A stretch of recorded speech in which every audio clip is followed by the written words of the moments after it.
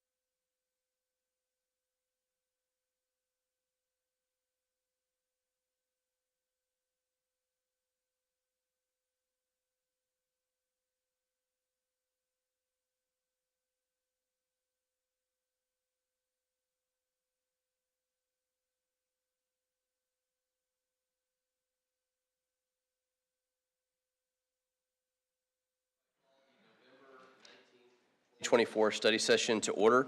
Will the clerk please call the roll? Mayor Beck, Here. Vice Mayor Edwards. Here. Mayor Pro Tem Crawford, Here. Councilmember Platena, Here. Councilmember Finn, He's not on yet. We're trying to get him on, but he'll be on shortly. Councilmember Dunn, Here. Councilmember Schaefer. Present. Mayor, you have a phone. Thank you. First item on the agenda is, for today is we're skipping to the next one.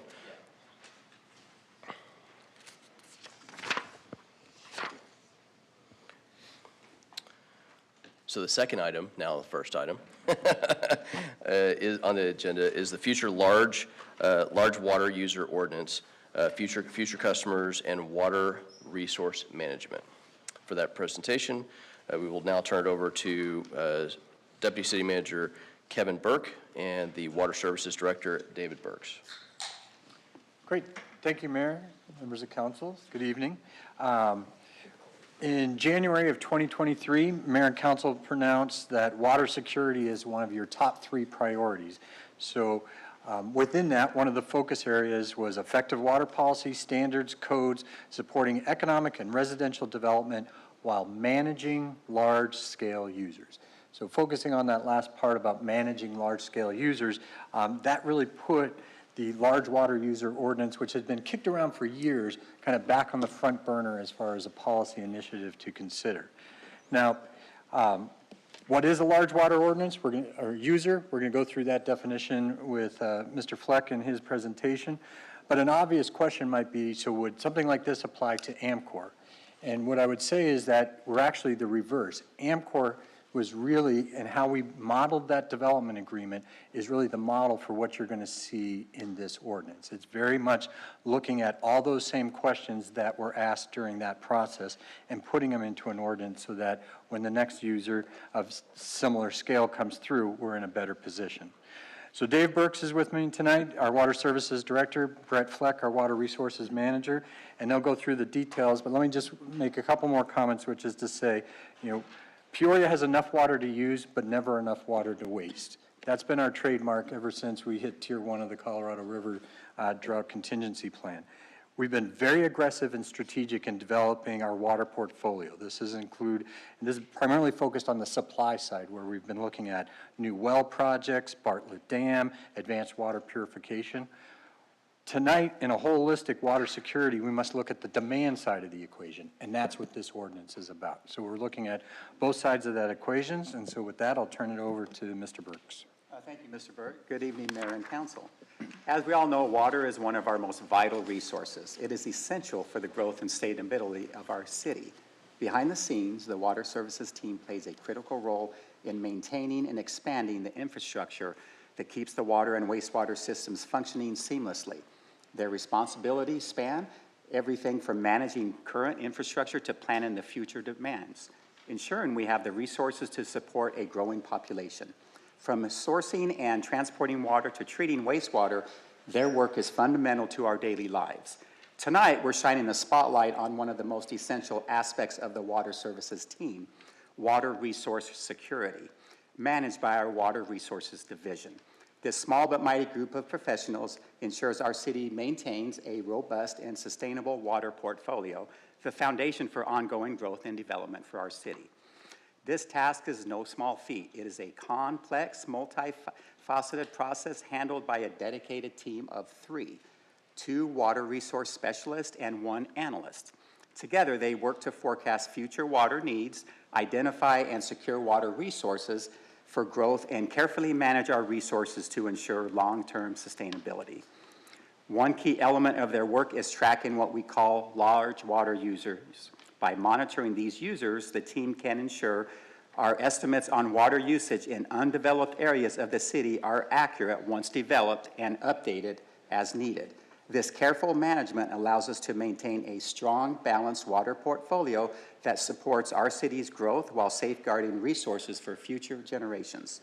So this evening, Mr. Brett Fleck, our Water Resources Manager, is going to dive deeper into the body of what the large water user ordinance will look like, and we welcome feedback from you, Mayor and Council, as we work towards the implementation of this new ordinance. From here, I'll turn it over to Mr. Fleck. Need the clicker? Yeah, thank you. let that marinate for a second. Thank you, Director Burks. So why are we here tonight? What is the rationale for proposing a new ordinance? We don't take that lightly, right? We don't put in new ordinances every day.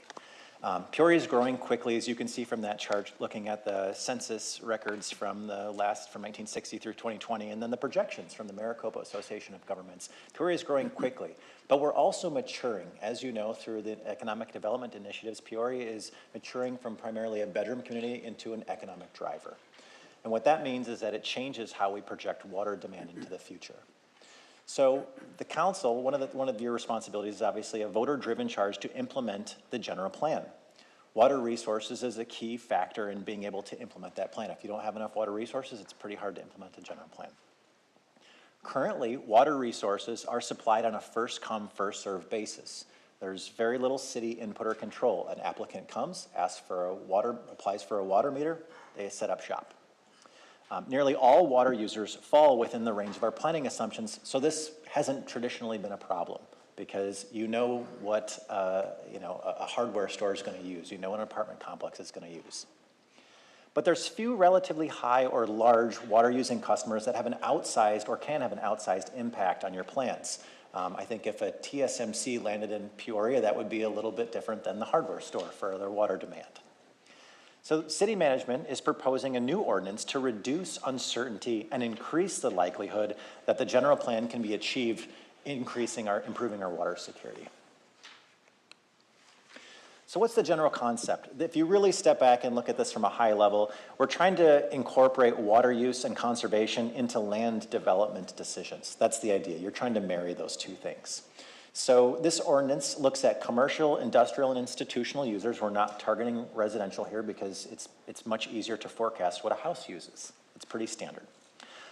For new water service, and also looking at existing customers that are looking to expand. They're screened by their projected water use. Then those crossing a certain threshold, which we'll talk about later, must get a city-issued permit to either begin service if they're new or increase service if they're looking for a lot more water. That city-issued permit is based on factors such as the scale of the request, impact to existing or needed infrastructure, economic impact, et cetera. And in addition to that, we're also proposing that a subset of industries that fall below that higher water using threshold, but with relatively intensive water use where their business is focused on using water, they're required to implement certain best management practices. So as the Deputy City Manager pointed out, there's quite a bit of precedent for here. So this idea of marrying water use and land development actually started with somebody that sat in my seat a long time ago, Mr. Brad Hill, who in the early 2000s was the Water Resources Manager for the city of Peoria. And many of his efforts through the early 2000s culminated in the adoption of the Principles of Sound Water Management, which City Council passed in 2007. If you were to open that document today, you'd scroll to Policy 6 called Land Use Water Management. And the idea there was for Peoria to establish an economic value of water, gallon of water criteria for general plan amendments. So at that time, it was proposed to be for general plan amendments. After additional study in the early teens, this concept was deemed infeasible to apply in reality because quantifying all the variables was just too difficult, too cumbersome. So in the intervening time, some of our peer municipalities picked up this idea. Chandler passed a water allocation policy in 2015. Mesa passed something similar in 2019, Gilbert, and so forth. Phoenix recently passed a large water user ordinance in 2024. You may have seen that in the news. There's two general approaches taken by these four municipalities. One is an allotment-based approach, where depending on the type of business you have and how many square feet you're proposing, you have a certain amount of water, and anything above that, there's additional requirements. And then the other side is a little bit more straightforward, which is just a threshold-based. If your business uses more than a certain number of gallons per day, you have to do certain things. Peoria's approach will be more towards the latter of that, the simpler version. So we would be the first to use a permit structure, so the other ones don't necessarily use a permit. We're proposing something that looks similar to how ADEQ would issue water quality permits. And then as well as that, we're looking at incorporating best management practices for select industries through this ordinance rather than through the engineering standards. So those are the two things that are a little bit different. So let's talk about the proposal. So for large water users, I'll just kind of walk you through it. If an applicant to have a meter to set up water service and comes to the city of Peoria and is proposing to use more than 50,000 gallons per day, or their maximum use on any one day would exceed 100,000 gallons, then they need to apply for a permit. And that application would include things like how much water are you proposing to use, what's your business for, very straightforward things that you would want to know about someone using a lot of water. If once the city receives that application and you review it and say, hey, this is consistent with the integrated water utility master plan, so the water master plan, and they use less than 100,000 gallons per day, they're issued a permit. It's pass go. If they use more than 100,000 gallons per day, then the city decision comes in. And this is the meat of what we're bringing to you. And this is where the city management and ultimately through briefings with council would look at these potential users proposing to use greater than 100,000 gallons per day and consider the availability of committed supply, third-party economic impact studies. Is it consistent with the economic development strategy, and so forth? Many of these things were done, like Deputy City Manager said, with AMCOR. So we're essentially formalizing that process. The second part of this proposal deals with these water-intensive users. And these are industries where we take a look at our water users and think, hey, their primary purpose is really consuming water. Again, not against using it for economic purposes, but we're trying to ensure that the city can achieve its general plan. So car washes, that their primary purpose is to wash cars, using greater than 25,000 gallons per day. Those who use cooling towers for 25,000 gallons per day, those are those big evaporative cooling towers they use for data centers and cold storage and things like that. Commercial lodging, so that would be hotels and resorts, long-term care facilities, and water features greater than 1/4 acre. So if someone comes in proposing to use water, to have exposed water to the atmosphere to evaporate, then we want to be sure that we're talking with them. So the key here is that these folks would come in, we would identify what type of business they're trying to get started or increase their current business, and we go through an expanded application process, and as long as they were implementing those best management practices, move forward. So the intent of this is not to stop anyone, the intent of this is to get eyes on it so that we're reducing planning uncertainty, and we have a vision of where the city's going. So just to give you a quick sense, and I know everybody loves charts as much as I do. Actually, I don't think that's possible. The city currently has around 39 existing users that would qualify as a large water user. If you look at the approximate 63,000 accounts that the city serves, we're talking about 0.06% of users. So we're not targeting everyday folks, we're targeting the real outliers. If you look at the water use, the combined water use of those 39 users, you're nearing 20% of total city demand. So there's a real connection between the highest water users and their impact on our portfolio. You can see they're ranked there for how much they use gallons per day. From left to right, from highest to lowest, you can see it's not quite exponential, but it really streams up. And if you want to get a sense of who are we talking about here, we're talking about HOAs and water use for landscaping, apartment complexes, golf courses, major city parks, high schools. There's actually a private water company in there, that Sunrise Water Company, that if you didn't know, the city of Peoria has an agreement with. Construction water for all the new development going in, a resort. Those are the city's largest water users. So this is the meat here, right? You get folks in the door, they submit an application, you write a permit. How do you ensure that everyone's staying to what they agreed to? So the enforcement provisions here are very important. Violating any ordinance or permit provision is would be a Class 1 misdemeanor. Compliance notices and orders are issued in writing, and the person receiving the order has a right to request a hearing. A city-appointed hearing officer decision goes to City Council for affirmation or reversal.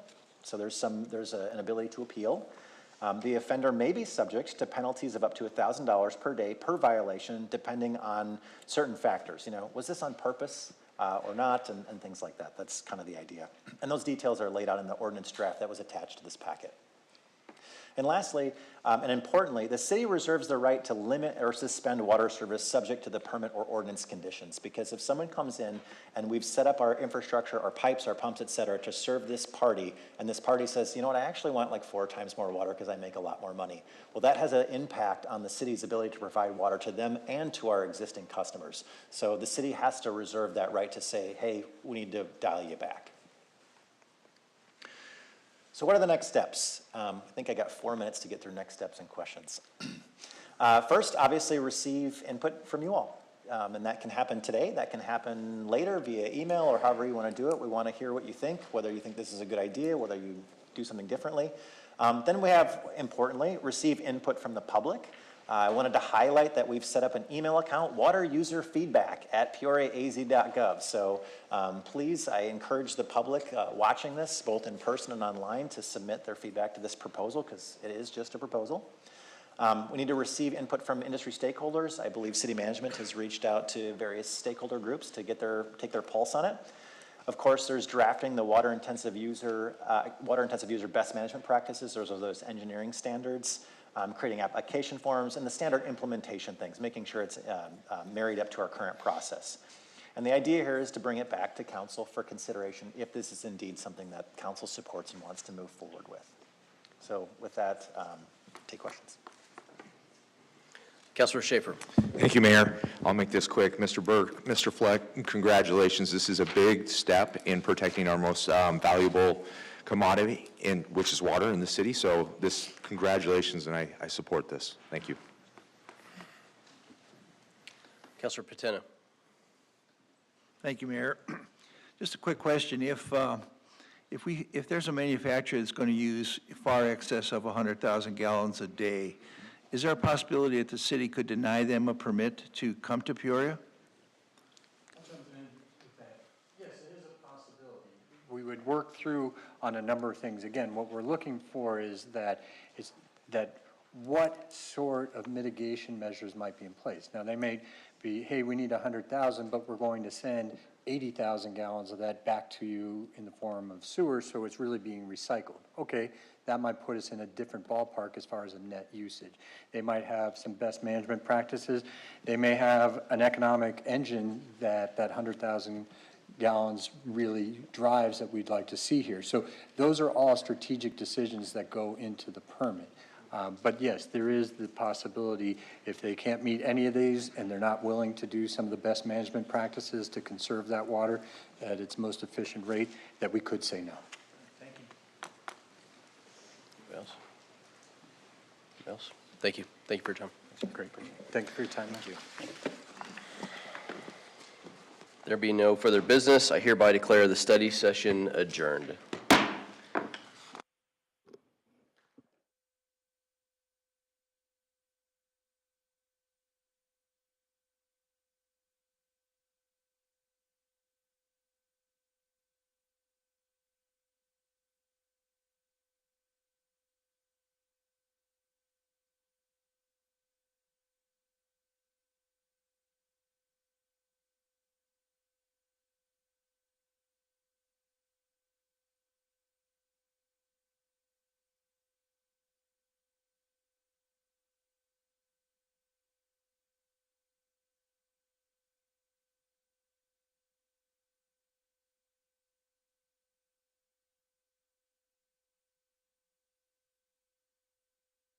Of November 19th, 2024 to order.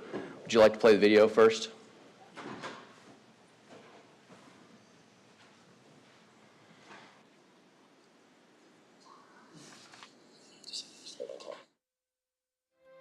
If you would like to address an issue that is on the agenda, or if you would like to speak to the council regarding a non-agenda item, please complete a speaker request form, which can be found in the front lobby of the Peoria City Council chambers or in the tray to the left of the speaker's podium.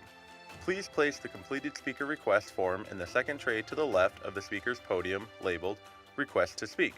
All speakers will have 3 minutes to complete their comments. A countdown clock is easily visible on the left side of the wall behind the City Council dais. Only items listed on the agenda may be addressed by the council. Since items presented as part of a speaker's request have not been listed on the agenda, and due to the requirements of open meeting laws, the council will be unable to respond to items presented as part of the speaker's request. However, please be aware that your comments will be noted. The speaker's name will be called to speak at the appropriate time in the order that the forms were received. Thank you for your interest and participation in the Peoria City Council meeting. Thank you. Those who are able, please stand for the invocation by Reverend Kyle Lane, chaplain of Peoria Fire Medical Department, and please remain standing for the Pledge of Allegiance.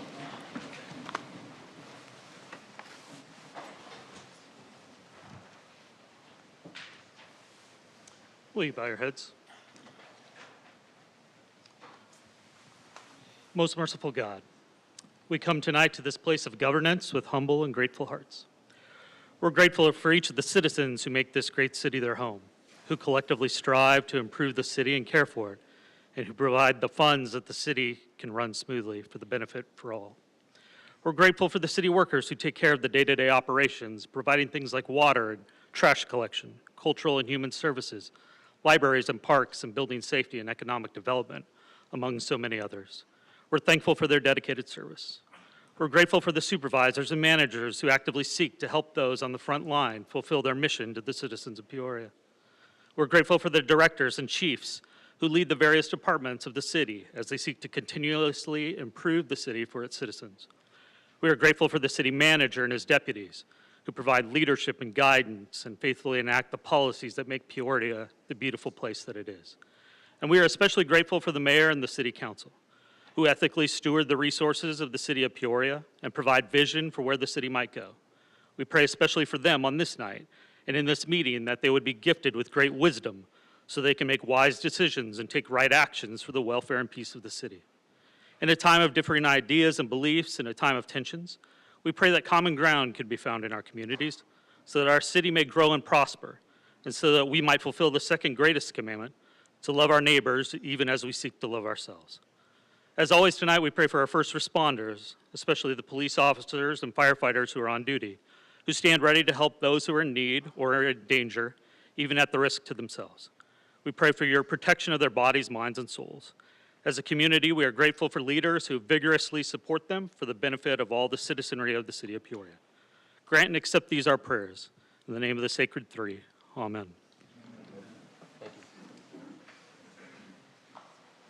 Pledge allegiance to the flag of the United States of America and to the republic for which it stands, one nation, under God, indivisible, with liberty and justice for all.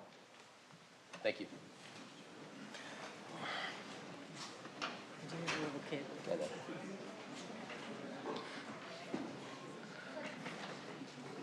Will the clerk please call the roll? Mayor Beck, Here. Vice Mayor Edwards, Here. Mayor Pro Tem Crawford, Here. Councilmember Patena, Here. Councilmember Finn, Here. Councilmember Dunn, Here. Councilmember Schaefer, Present. Youth Council Adam Shaw, Here. Youth Council Tawari. Here. Mayor, you have a quorum. Thank you. If anyone would like to address the council about a matter, please submit a speaker request form, which can be found at the entrance of the room to the clerk at this time.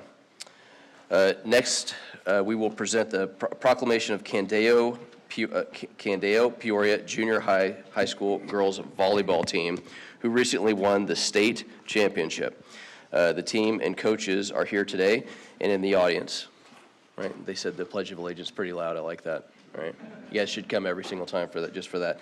I would like to now recognize City Councilman Brad Schaefer to step down and read the proclamation. Are you going to read the whole proclamation for them? I'll read it quick. Yes, Okay. sir. Thank you, Mayor. I would ask that the Candeo girls volleyball team and coaches please join me up here. And as they're stepping up, Peoria, what you don't know is that these girls, not only did they win the state championship this year, but this is their third year in a row winning it. And right here, this is the pride of Peoria. And also, I had the opportunity of watching these girls play. They went undefeated this year, and they won the state championship. But what was amazing is watching them on the court and off the court and how they helped one another out and the relationships they built. I mean, this is true example of teamwork and hard work, and so congratulations, girls. So on behalf of Mayor Beck, I have a proclamation here. And it says, whereas the mayor and council of the city of Peoria recognizes the 2024 Candeo Peoria Junior High girls volleyball team with their outstanding dedication and effort in becoming the Canyons Athletic Association D2 state champions. And whereas the Candeo Peoria girls high school or junior high school volleyball team have won the D2 state championship for 3 consecutive years. And whereas the team entered the 2024 playoffs with an undefeated record. And whereas the Candeo Peoria Junior High girls volleyball team competed with, or they experienced determination, diligence, and excellence throughout this season, both on the court and in the classroom.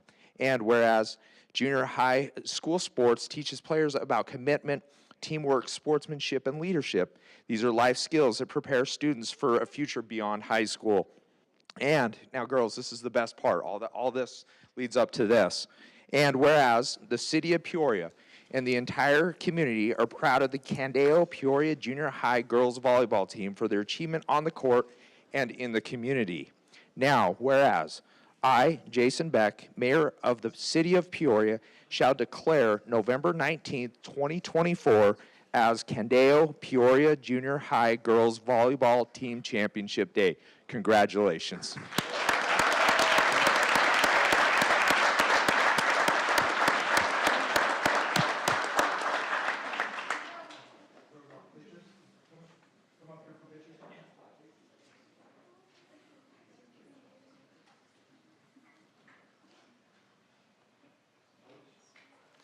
The mascot's not going to get in there too?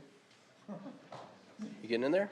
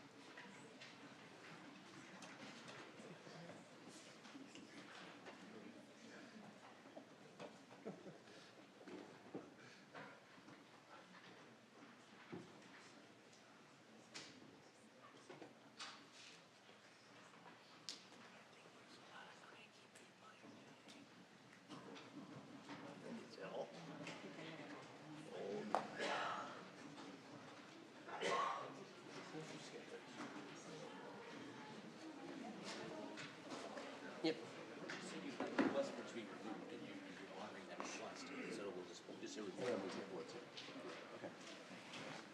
I like my way better, but. That's fine either way. Yeah.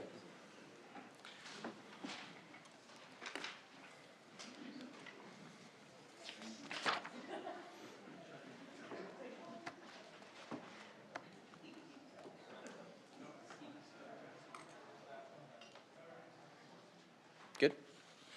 All right. We will now move on to regular consent. Even if I.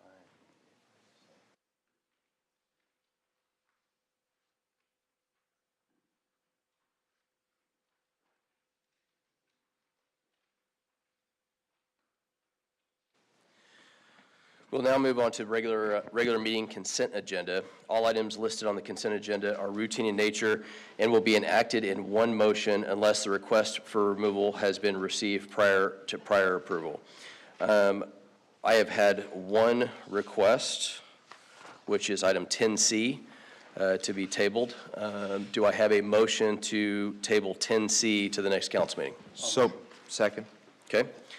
Please vote on that item, just on the tabling of 10C. Councilmember Finn, how do you vote? Yes. 7-0, thank you. We will now, we will now go back. All items on the consent agenda are routine in nature, with 10C being removed. Do I have a motion to approve the consent agenda as it sets? So moved. Second. Thank you. Please vote. Councilmember Finn, how do you vote? I vote yes. And it passes 7-0. Thank you. We will now move to the regular agenda.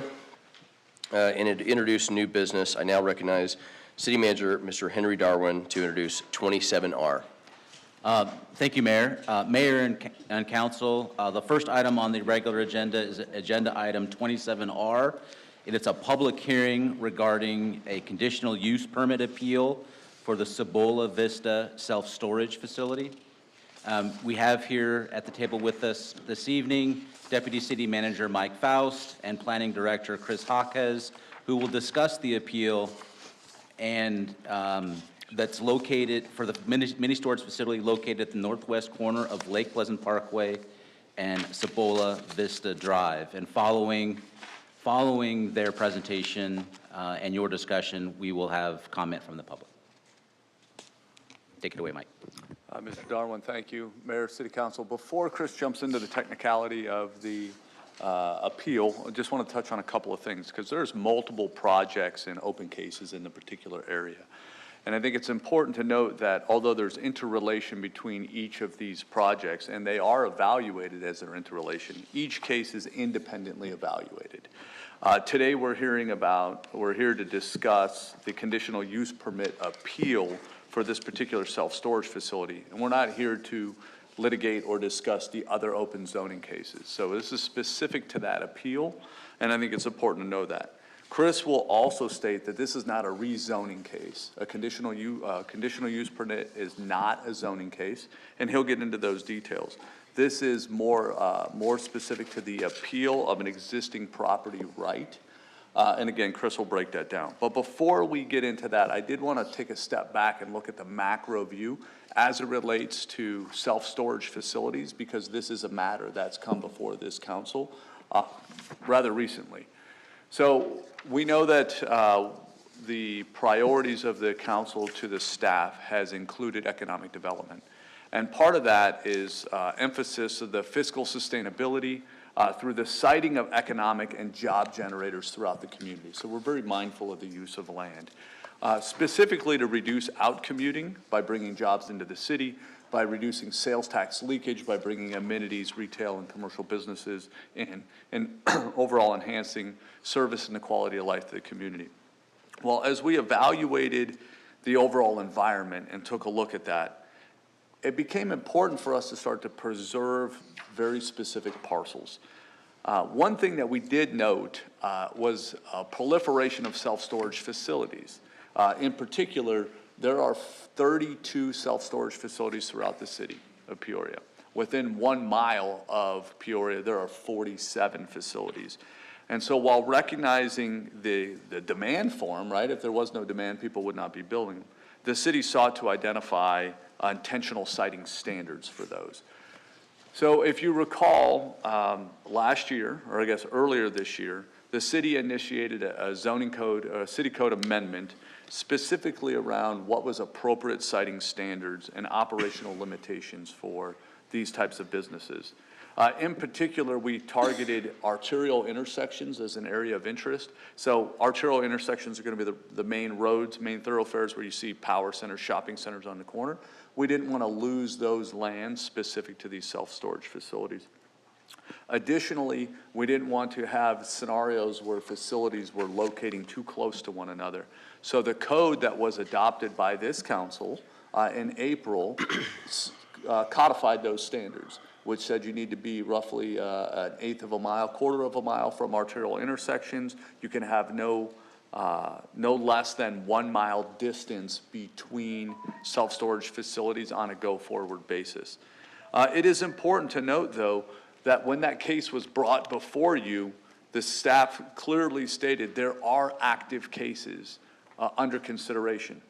And this was important to note because we had a duty to uphold the legal and due process rights of those people who had cases open. Let's pause for a second. Whose phone is that? I better turn mine off too. If we don't mind muting Sounds that, like one of would those be girls appreciated. dropped their phone. Yeah. Thank you. So when staff came back and brought this zoning case to you, they said, hey, there are active cases. The case that Chris is going to walk us through tonight is one of those cases. As such, city staff, city council had a duty to uphold the legal and due process rights for those people. Included in that, the Cibola Vista CUP was exempt from the code that was enacted, right? It's important to note that this Cibola case has been open since 2022, and this ordinance that this council adopted was 2024. This is an important note because had that exception not been granted and we applied the new ordinance to this open case, that would have been a regulatory taking. So essentially what that would mean is that this property owner had a property right through their zoning to build something, and had we overlaid this new ordinance on top of it, that regulatory taking would have created a significant financial exposure to the city, because essentially the property owner could come back and say, you are now denying me my right, and as such, they could take that to Superior Court and ultimately sue the city for the property or the revenue generation on that site. So it's in that context that I just wanted to highlight as Chris gets into the details. This council has taken action specific to self-storage facilities, has specifically established standards for siting of these facilities on a go-forward basis. There were a handful of cases that were still open. They were weighed on the merits of those cases, as they should be, and Chris will walk us through those existing details now.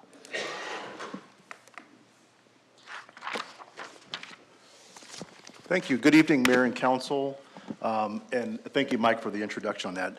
So we'll now transition to the public hearing regarding an appeal to a decision by the Planning and Zoning Commission on a self-storage facility. So in my remarks, what I'll do is I'll talk about what a conditional use permit is, how we evaluate them. I'll summarize the proposal, and then we'll talk about the merits of the appeal that we received. As you know, the Planning and Zoning Commission, they have the purview to make recommendations on things like rezones, general plan amendments, and code amendments, but when it comes to conditional use permits, they are the decision body. So going back to October 17th, 2024, the Planning and Zoning Commission approved this use permit that we're talking about tonight, and within the appeal window that followed, we did receive a valid appeal, and so we'll talk about that tonight. So just to introduce the case, the applicant this evening is Abernathy Holdings. They are represented by Taylor Earl from the law firm of Earl and Curley. They are requesting a conditional use permit for a new self-storage facility, and the location is a 2.2 acre parcel. If you look at the exhibit on the right, it's identified in red, but it's generally at the northwest corner of Cibola Vista Drive and Lake Pleasant Parkway. So a little more detail on the site and area context. Again, the site is identified on red on the screen. So just going clockwise, looking at the north in purple, the property to the north is vacant, about 7 acres. It's zoned commercial as part of the West Wing planned area development.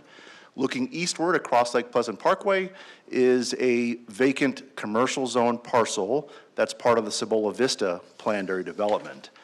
And then to the west of the site, identified in green, is existing single-family neighborhoods of Pleasant Valley Estates. Homes adjacent to the site, they were platted or subdivided in 2002, and homes there were constructed in 2000-2003 timeframe. Now contextually, this is a very small, constrained property located along Lake Pleasant Parkway. Lake Pleasant Parkway, of course, is a regional limited access parkway.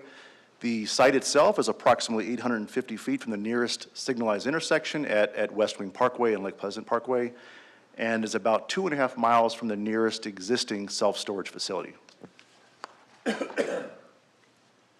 First, I just wanted to provide a little bit of foundation regarding the existing zoning. So again, looking at the exhibit on the right, you can see in the upper left-hand corner in red, that is the site.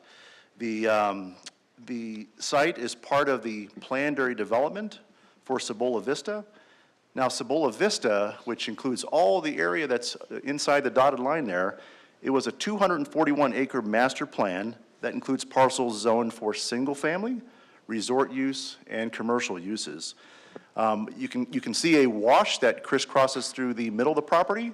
Parcels east of the wash were zoned and developed as single-family residential. Parcels west of the wash and along Lake Pleasant Parkway were largely designated for resort and commercial uses. Now, this PAD zoning was established back in 2001 by a prior city council. So zoning, what is zoning? Well, zoning confers property and development rights in the area. So it tells you what land uses can be developed, the regulations that apply, and any limiting factors. So the site in question was zoned commercial back in 2001. Said another way, the year that development rights were granted to the single-family parcels east of the wash was the same year or the same time that commercial rights were granted to this parcel. Now, the planned area development zoning, it points to the city's C2 or intermediate commercial zoning district for permitted land uses, conditionally permitted land uses, and development standards. So the C2 district, we have about 7 commercial zoning districts in the city. The C2 district is the most widespread or typical zoning district citywide. You typically see it at arterial intersections. Common uses that you see in these areas are retail, commercial, drive-through banks. So it covers the gamut. It's a pretty widespread zoning district. Now, self-storage is identified in the zoning as a conditionally permitted use with special limitations and requiring the issuance of a conditional use permit. This CUP, as Mike indicated, was submitted to the city back in 2022. The applicant's been involved and it has expended considerable resources towards the furtherance of that use permit. And because they were in active review prior to the adoption of that 2024 ordinance, it was exempt from that new ordinance. All right, so let's just talk really briefly, what is a conditional use permit? So when we think about zoning for an area, I mentioned that it confers development rights for property. But in zoning, you have a land use schedule, and it includes permitted uses outright, conditionally permitted uses, and accessory uses. Now, a conditionally permitted use is essentially an allowed use. However, by the nature of the land use, when you think about its operations, its characteristics, it requires an additional level of scrutiny to maximize compatibility with the neighboring properties.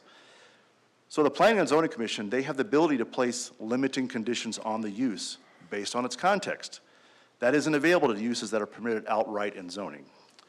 So what are examples of physical and operational characteristics? On the right are examples of typical conditionally permitted uses. Gas station, a drive-through restaurant, car wash, those are typical use permits.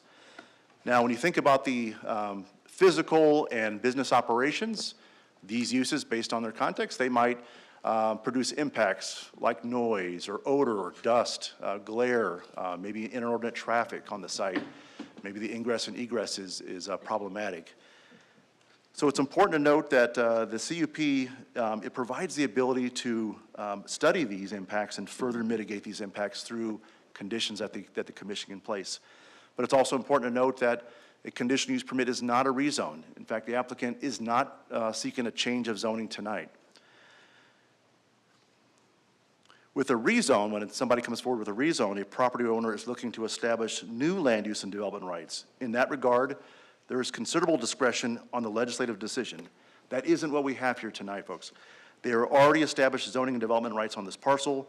The applicant is asking to activate the right for a self-storage facility. So through the CUP then, we are asked to evaluate the physical and operational characteristics of the storage facility at this location and determine how we can best optimize it in terms of compatibility. I won't go through all of these, but in our city code, it does identify evaluation criteria for conditional use permits. This is what we use to evaluate a conditional use permit. You'll note the last bullet and some of the sub-bullets.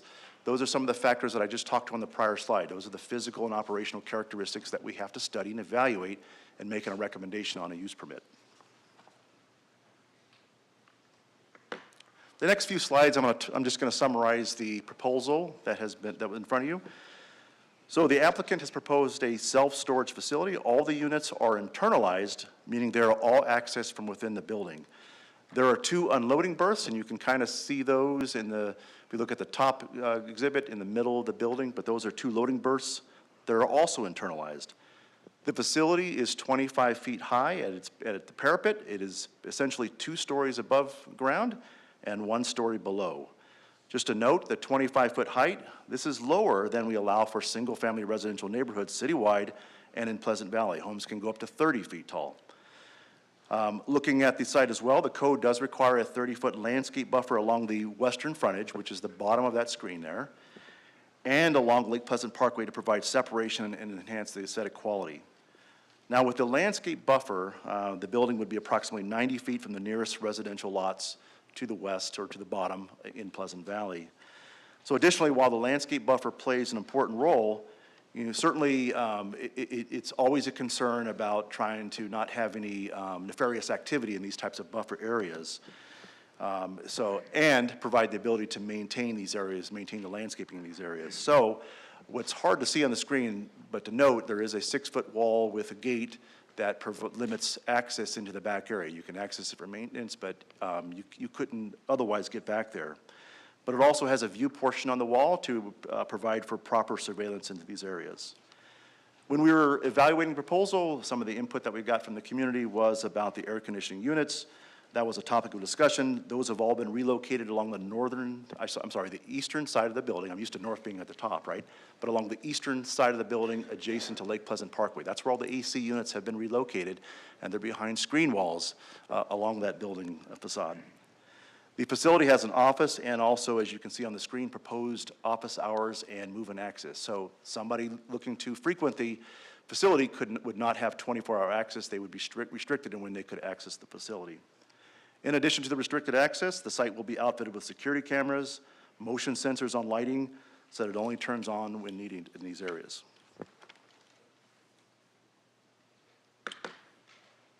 As part of the conditional use permit, the applicant was required to submit a traffic impact statement. That TIS was reviewed and accepted by the city's traffic division. So the statement identified that self-storage is among the lowest traffic generators for commercial uses. The self-storage facility is expected to generate approximately 9 a.m. peak hour trips and 15 p.m. peak hour trips. So when you think about traffic generation, a restaurant, retail, or some other commercial would generate significantly more trips. Looking at Lake Pleasant Parkway, there will only be 1 access permitted into the site. The TIS has identified that the driveway location will meet the city's minimum spacing criteria. The access into the site will only be right in, right out, meaning that there is no median break permitted within Lake Pleasant Parkway, so the median would have to remain in place. The city is also requiring a southbound deceleration lane into the site. In addition to the 2 loading berths that are internalized, the proposal will be providing 17 parking spaces, which satisfies the code for minimum parking requirements. This graphic illustrates the building as it was first proposed. We certainly got a lot of input from the community on this building. As it was first proposed, it had a building height of 41 feet. It was 3 stories. We've got a lot of feedback about the building massing, about the institutional character, how it didn't really match any of the architectural character and influences in the area. And so what I'll show you on the next graphic is the proposal that we're seeing now. The applicant went back and redesigned the building to its current proposal at 25 feet. So this building was adjusted after receiving a lot of input from the public on that. So this is a look at what the building is now proposed. So on the left-hand part of the screen, upper left-hand part, that is a view of the western boundary from Pleasant Valley. On the right, that is a view from Lake Pleasant Parkway. But as you look at the building there, you'll see that the building really doesn't look like a self-storage facility. It looks more like a commercial facility, perhaps an office, but it incorporates influences from the Cibola Vista Resort across the street. Also, it has a semblance of the residential character with some of the roof forms that we see there.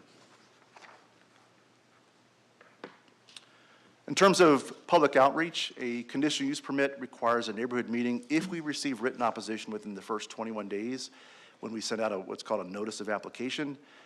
In this case, we did receive written opposition and a neighborhood meeting was required. That first meeting was held the 25th of January 2023. We had 78 attendees at that meetings. Concerns that were expressed there were with the impacted views, the building architecture and height, the aesthetics, perceptions for crime and traffic generation, and also diminished property values. After that meeting, the applicant regrouped with a slightly new team and redesigned the project and building, and had a second meeting on August 14, 2023. And at that meeting, there were 25 attendees.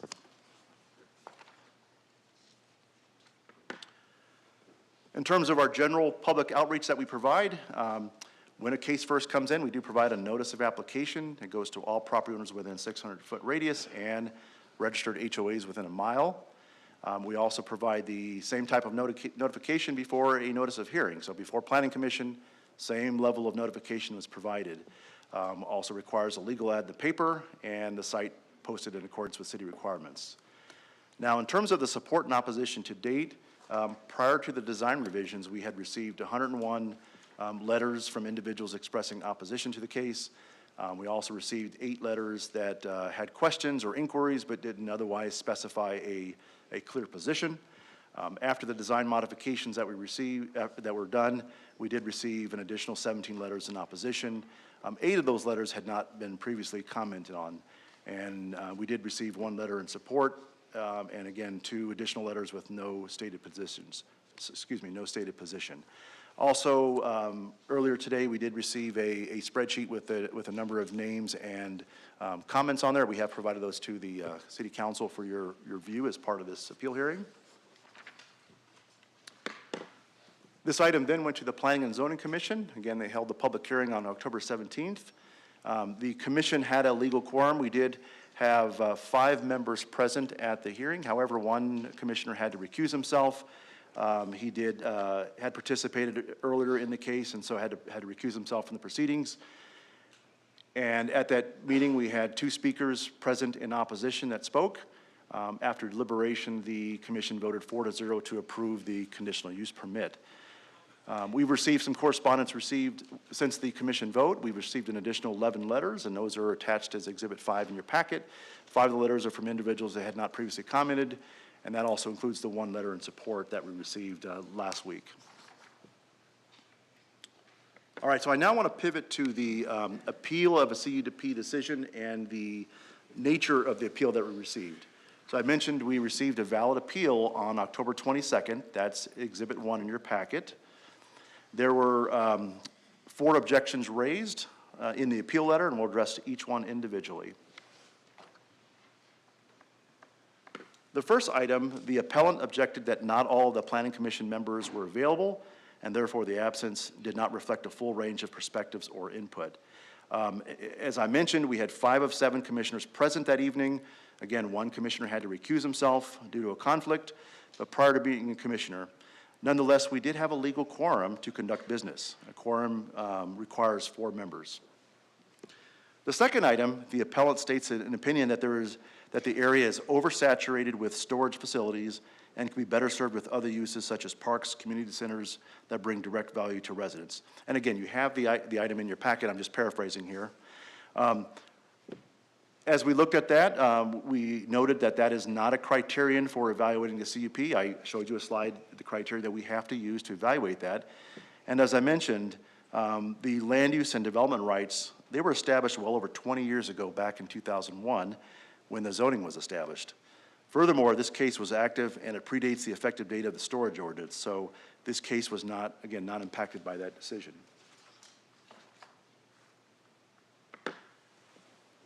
On the third item, the appellant professes an opinion that the use will have a negative impact on property values and neighborhood character, and further outlines the concerns within 3 areas: property values, traffic congestion, and security concerns.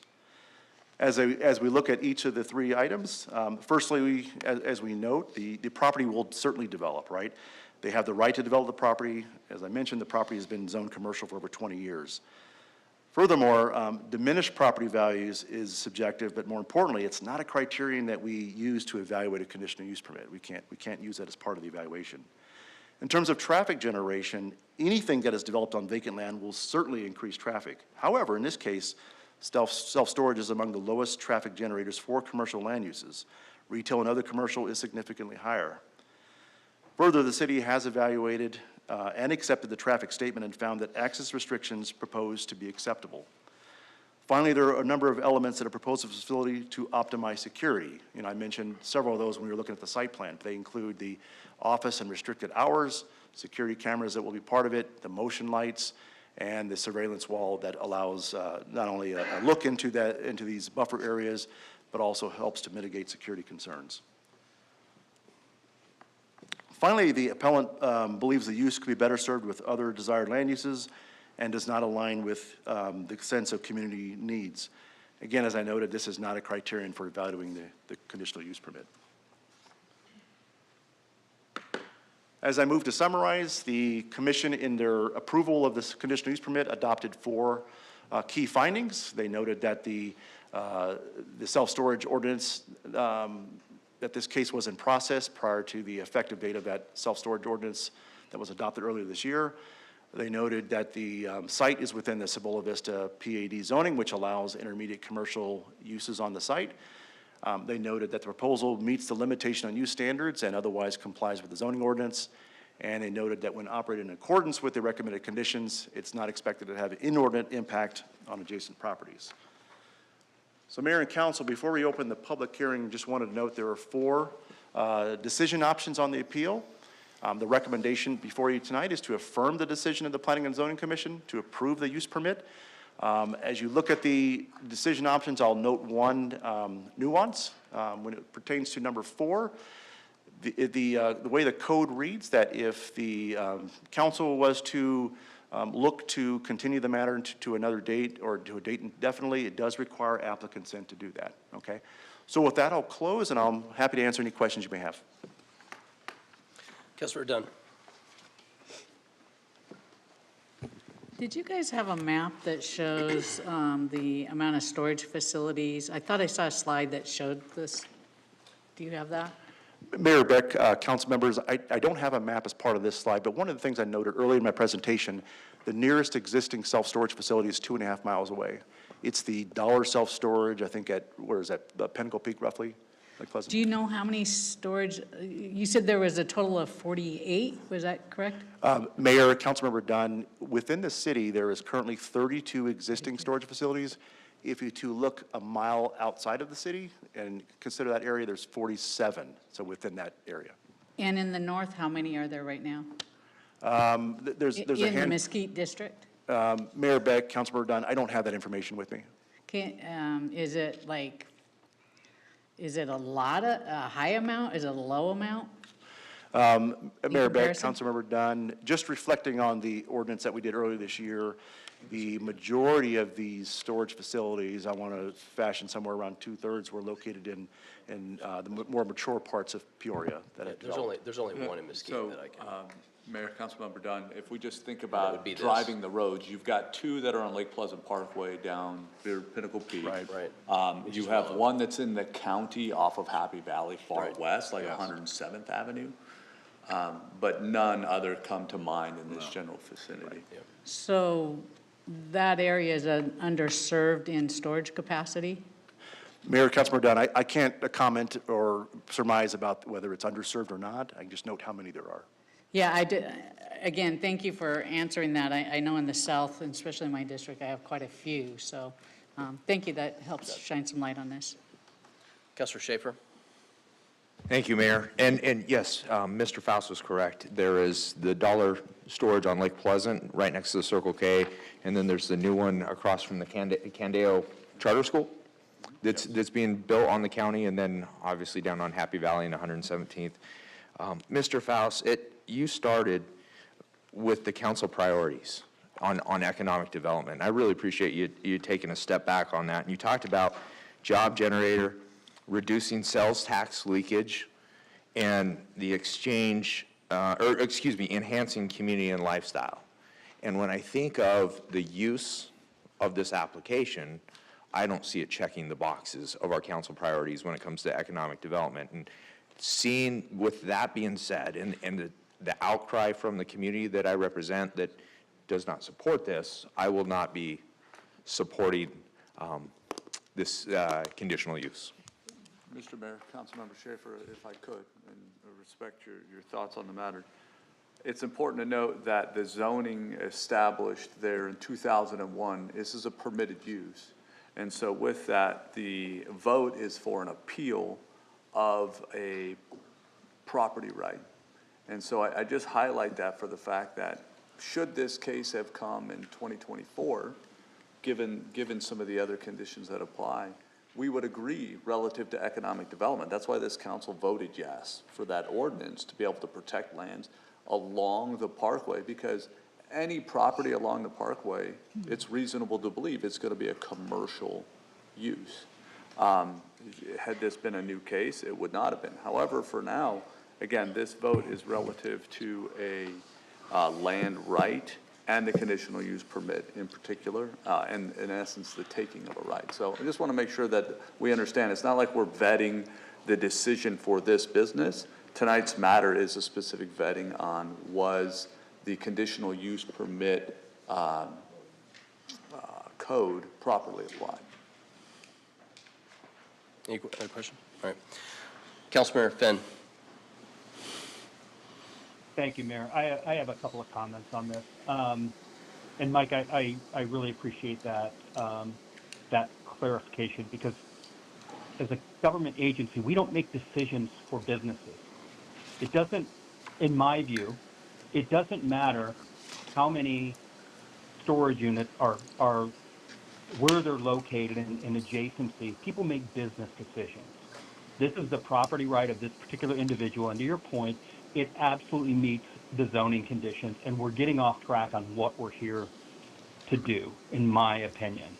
And I am 100% opposed to governmental overreach on determining, what kind of business is going to go in there if it meets the zoning requirements. We've had this discussion on council many, many times. We can't make that decision for business owners. They are the ones that are going to decide what is the best business for them to put in there. I mean, where does this end? Do we start approving restaurant menus when they're going in because we feel like we have too many Mexican restaurants or Italian restaurants? I feel like I feel as though the purpose of this appeal has been lost. And this developer, in my opinion, what I've read, has bent over backwards to try and accommodate what the citizens wanted and the residents around them wanted, to the point that they're going underground to make that work. And if you've done any construction, I'm sure there are a lot of people out there that have, that is really expensive, extremely expensive. I think this applicant has done a lot to make this work, and I'm struggling with where we're at on here, that we would actually consider denying them an opportunity to put a business in place that meets all of the zoning conditions and all of the things that they've done to make this work for the residents. Thanks, Mayor. Thank you. Councilor Patena. Thank you, Mayor. So, Chris, this council, as you know, relies very heavily on the planning and zoning recommendations. They vet these projects with great detail and essentially are the subject matter experts. So can you give me the crib note version of why this was a unanimous vote by planning and zoning? Mayor Beck, Councilmember Patena, a few slides ago I had the findings that were identified by the commission in their deliberation. But as we went through it, the commission did note that there were quite a few design changes that were made to this.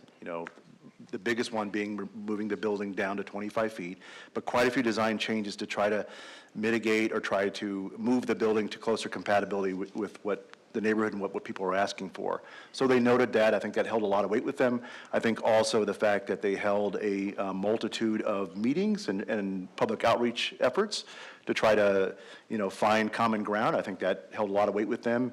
But in the end, as we presented the case, they understood that that all of the parameters that are permitted within the use permit evaluation were met, and so that's what they found in their decision. Councilor Dunn. So I will be voting yes on this because I do believe in property owners' rights.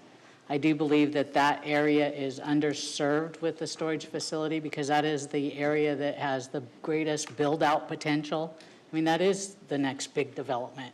So I will be voting yes because, again, I think policy is, you know, we've gone over that, and I do strongly uphold, you know, if somebody invests in our community and they do everything right, they should be able to build. We shouldn't be able to tell them to. So I agree with my colleague, Mike Finn, on that instance, and I will be voting yes. Thanks.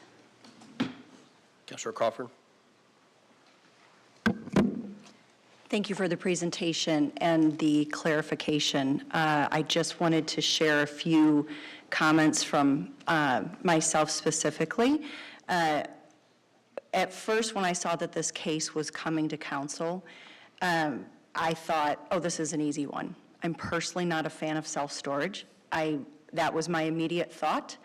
I've read every email that came into my inbox, as well as that planning has printed off and shared with us here.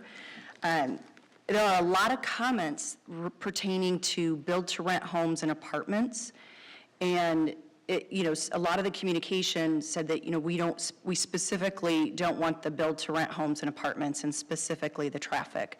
I do recognize that, again, and I'm not a fan of self-storage, so with self-storage being on, that's our lakefront property on Lake Pleasant Parkway for economic generators. So I thought, easy. I was not a fan. But after digging into this and seeing the facts and knowing that, you know, this building is zoned and allowed to be there, I'm a bigger proponent for private property rights, and so I am in support of this. Thank you.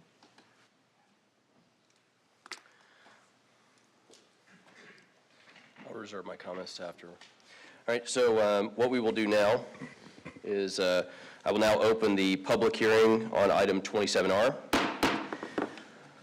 I have sheets here, so I'll call on members of the public. Jeremy Bowen. Mr. Jeremy Bowen, there you go.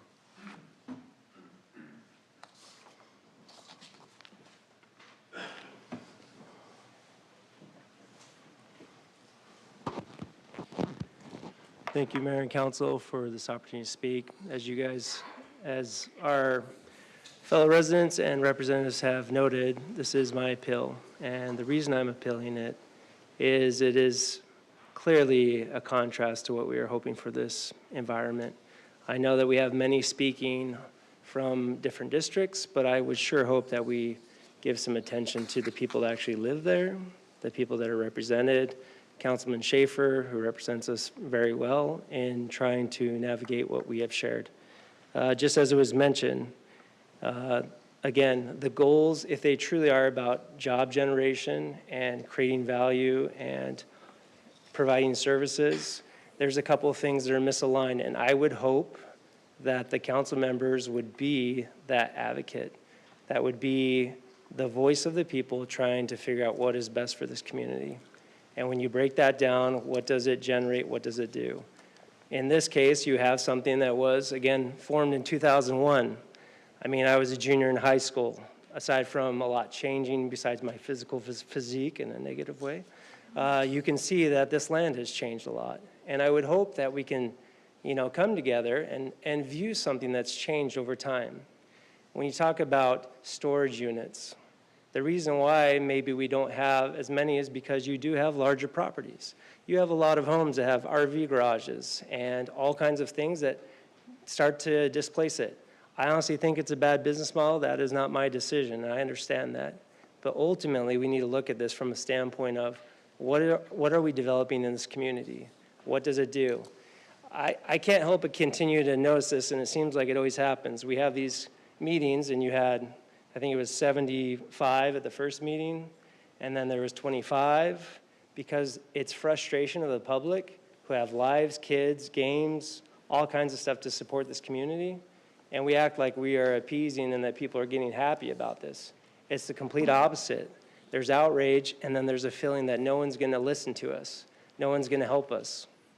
I can tell you, and I'm sure you've received it, we've had over 503 signatures on this petition to oppose this. That's a loud, loud voice.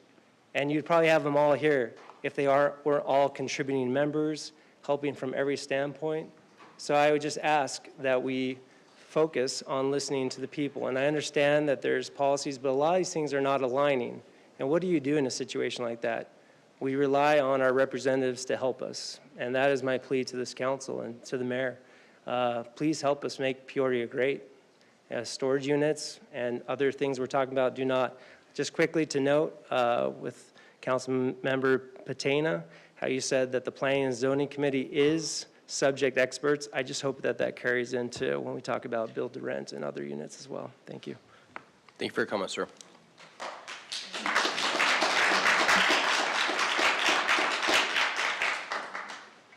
Kim Corey.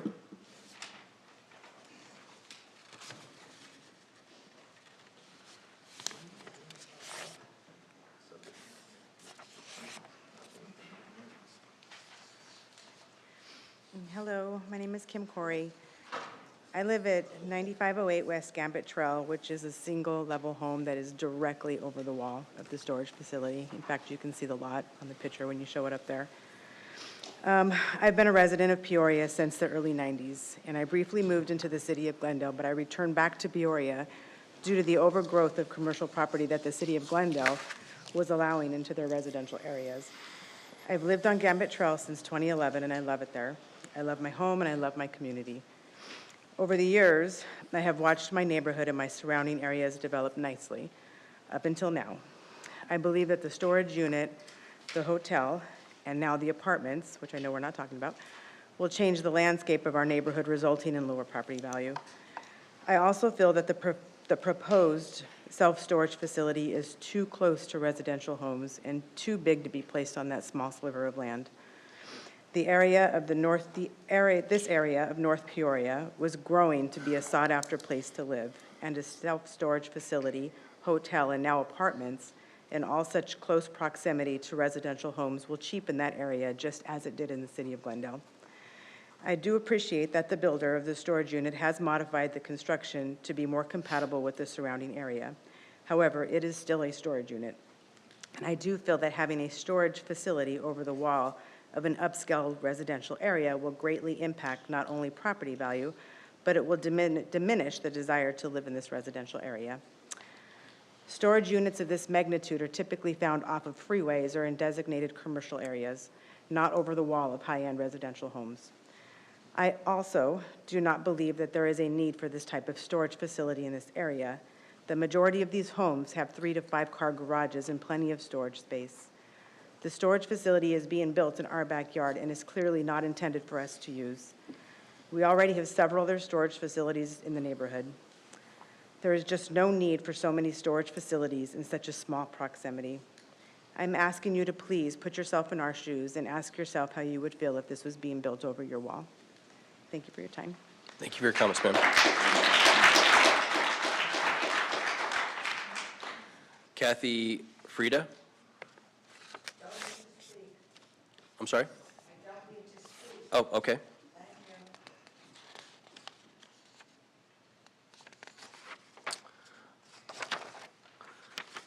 Laney Harris. Oh, sorry. I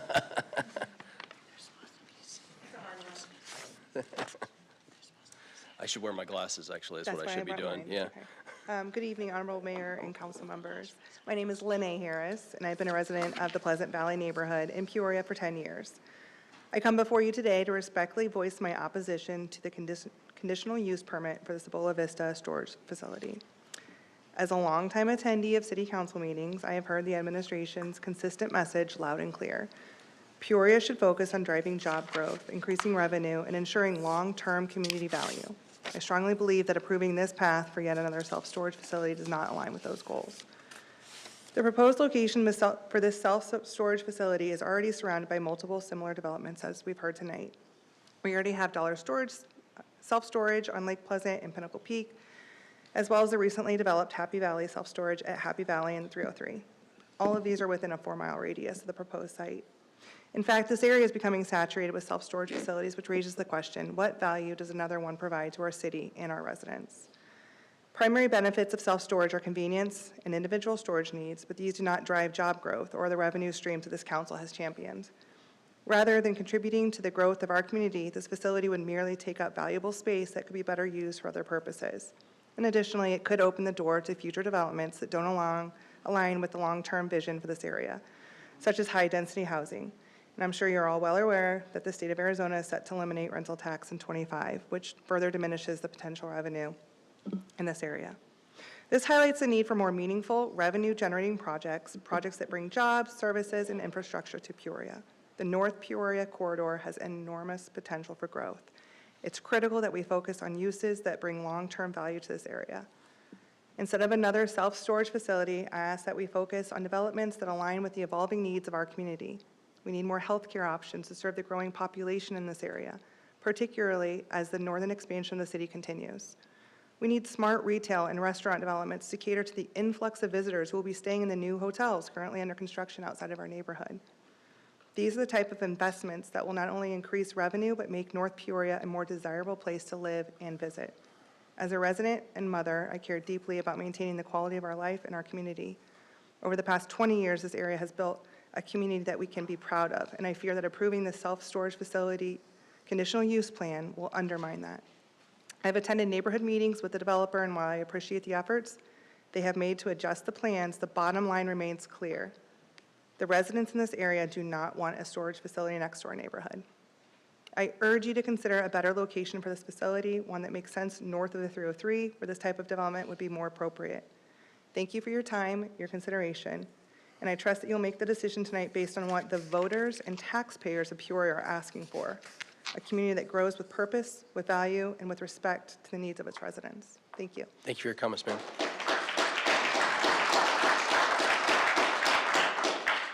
Thomas, yours?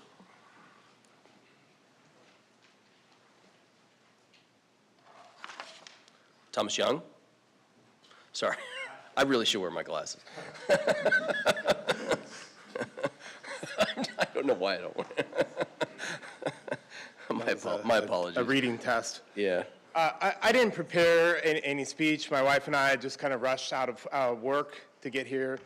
She actually had a headache, but we came anyways. We're opposed to this development. Many others have kind of prepared and shared, I think, some very eloquent messages. I felt like the fact that there were over 500 voices that spoke out against this was very glossed over. And I also thought it was interesting that the council members spoke out, several of you, with your opinion before hearing from the local community. Thank you. So.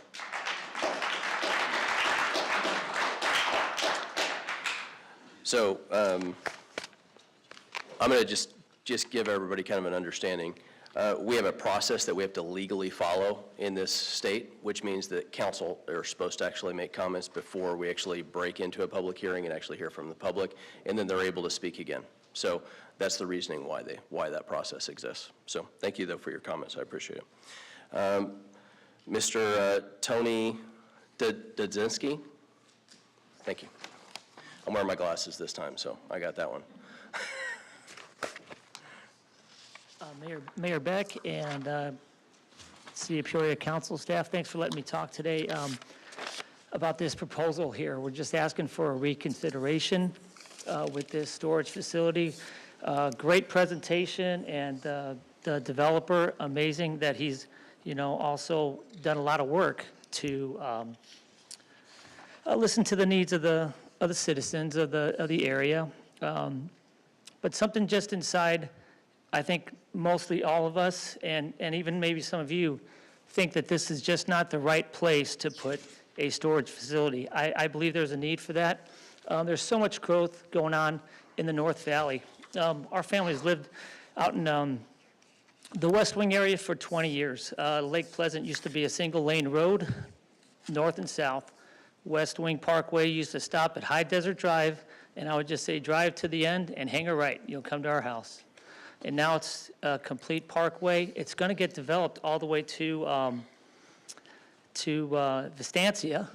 So there's other areas that we can put a storage area. Like one of the council members said about Lake Pleasant Parkway, what a beautiful parkway. Prior to Jason Beck, Mayor Beck, Kathy Carlett, Mayor Carlett, they had a beautiful plan, and they did a beautiful plan down Lake Pleasant Parkway. It is a beautiful road to drive down. I just don't know if this is the right area for a storage facility. If there's a possibility of changing it or developing it in a different way in the future, for who knows what's going to happen. That area with that intersection is developed for commercial, uses. There's, I think, something just inside of every one of us that thinks that there's a different place to put a storage facility. There's plenty of growth that's going to happen in the future. Maybe this developer can have, another shot at this with even a bigger spot for RV, for, another spot for this. So I'm in opposition of this right now. I'm a West Wing resident. That's a beautiful area that Peoria has with Pleasant Valley, Cibola Vista, the West Wing residents. So let's just reconsider this, send it back to planning and zoning, and find a better thing to put in this. It's a pie-shaped, plot of land. So thank you for your time. Thank you for your comments, sir.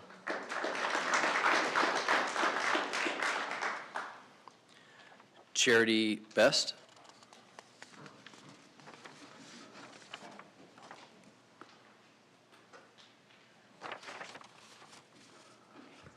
Good evening. Thank you for allowing me to speak, Mayor Beck and City Council. My name is Charity Best. I'm a resident of Pleasant Valley. I live on the, just right across the wall from where this storage facility is going to be built. And I'm opposed to it, of course. I have been a resident of Peoria. I grew up in Peoria. I went to high school in Peoria. I've loved Peoria. We decided to buy in Pleasant Valley in 2010, so we've lived in this home since 2010. Love the area, and this is not the appropriate spot for a storage facility, I feel. It is the smallest sliver of land for a big, huge building, and my house is literally on the other side of this wall, and 90 feet is not much for a huge building to go in. And selfishly, it's going to block my views of the beautiful West Wing Mountain that we have planned our backyard around. And I feel like it is not going to bring in much revenue to the city or jobs. And I'm thinking of that because I take pride in where I live. I have children that are going to eventually be working in, the city of Peoria, and I don't feel like a storage unit will bring that for them. It doesn't do anything for me. I don't need to use a storage facility. My house is big enough. I have a garage big enough to store my stuff. And if I have anything over that, I'm getting rid of it because I don't need it. Another thing is this will change the aesthetic of our neighborhood, and it blocks views, like I said. It will pose more congestion on Lake Pleasant Parkway. Right now, it is, like we talked about, everybody else talked about, it is a beautiful parkway to drive. And when I have visitors come in from other states, we take a drive up there, and they just are astonished at our landscape, our area. Another thing is I want to talk about the other storage units within the 4-mile vicinity. I actually called 2 of the ones that are open now. The one over near Cross River, right south of Happy Valley, is not at capacity and has availability. The one down by Circle K off of Pinnacle Peak in Lake Pleasant has availability. And nobody has talked about the new one that is being built on the east side of Lake Pleasant Parkway, 3 blocks from the one on Pinnacle Peak, right across from Candeo. 3 blocks, which is crazy to me that we're allowing another one right up Lake Pleasant Parkway. Another thing that let's see, I'm terrible at speaking, but this plot of land is only 2.2 acres, and if you drive in this area, drive, south on Lake Pleasant, look at the little pie of land, you come into our neighborhood, and you just come down Oberlin Way and see the area where it's supposed to go. It is just not, it is not going to serve our community at all. And another thing that other people have talked about is going to. Your time is Oh, up. it's time. Oh, I gosh. Okay. apologize. I'm sorry. I wasn't sorry. watching. Yeah. Thank you. No, it's okay. Thank you.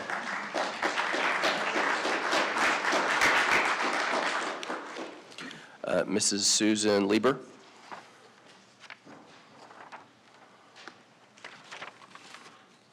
Hello, Mayor and City Council. I'm kind of coming from a different perspective tonight because I want to pass along something from our community. We have an overwhelming message, your constituents, that our representation, we feel completely abandoned, marginalized, and basically ignored, especially when Councilwoman Dunn and Councilwoman Crawford say, even before we're able to speak, that you are not going to vote for this. You don't give a regard for our opinion at all, and that's very disconcerting. I've been present at some of the city council meetings, and I've seen what happens if you come and you advocate for what you want and what you don't want in our community. We have one councilman that represents the Mesquite District. The Mesquite District is about where most of this stuff is taking place, yet not one of you, except our councilman ever votes for what we want. 500 people signed a petition. 500. It means nothing, apparently. I mean, we are just being completely marginalized by our mayor and our city council. It is not okay. I want to share that. I also want to say that defunding the Paloma Park, the airport, the land trust that they've sold off, that they're going to auction off, the 68% increase in the impact fees, every time our councilman stands up that represents us and says, we don't want this, my residents don't want this, this is not what they want. Every time, he's the only one that votes no. Yes, yes, yes, yes. Our councilman, no. It's not right. Also, we're here tonight, we're taking time away from our families. I have gone door to door to our neighbors. I have not met one neighbor, not one, that is approving what you are doing now. I'm telling you, not one neighbor. And I have spent 5 days, sun up to sundown. I have gone, my family's gone, my husband's gone, my neighbors have gone. Not one person approves of what is going on. We would like to be heard. We know you have the authority to stop the unstructured development that's going on in our neighborhood. We know that. You choose to do it or you choose not to. And self-storage, Mr. Mayor and City Council, if you vote for self-storage, we understand that is for self. That is for your own self-interest. That is not for the interest of the constituents who voted you into office, because we had faith and trust that you would do what was in our best interest and be an advocate for us. So I hope that you would think about that in the future. Thank you.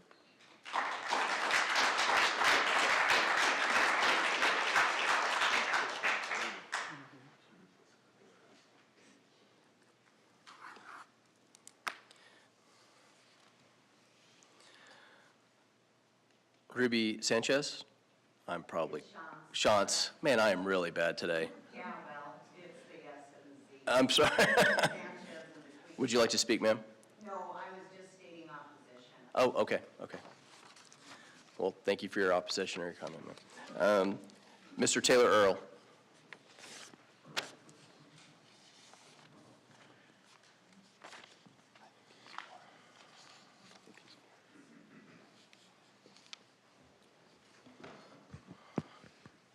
Mayor and Council, thank you. Good evening. For your record, my name is Taylor Earl, law firm of Earl & Curley. Address is 3101 North Central Avenue in Phoenix. I'm here on behalf of the applicant.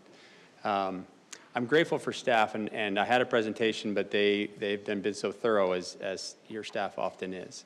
But let me just highlight a couple of things. The I'm appreciative of the comments about the property rights. The property owner at this site has property rights to pursue the CUP. This is, as was mentioned, not a rezone. And so the level of discretion is narrowed, and we have standards in front of us that we are required to pursue. And over the course of 2 years, we worked closely with staff. Your staff is anything but a pushover. Your staff put us through things and pushed us to make changes to this project, and we did. And the applicant did a great deal of work. It was mentioned going down and doing a basement. That is an expensive prospect that we had to carefully consider before going that direction, and they did. And they made changes to the architecture to make it more compatible with the community. And they have a right to pursue, and I tell people when sometimes these questions come up about, need of these things in the area. First, as was mentioned, not one of the CUP tests.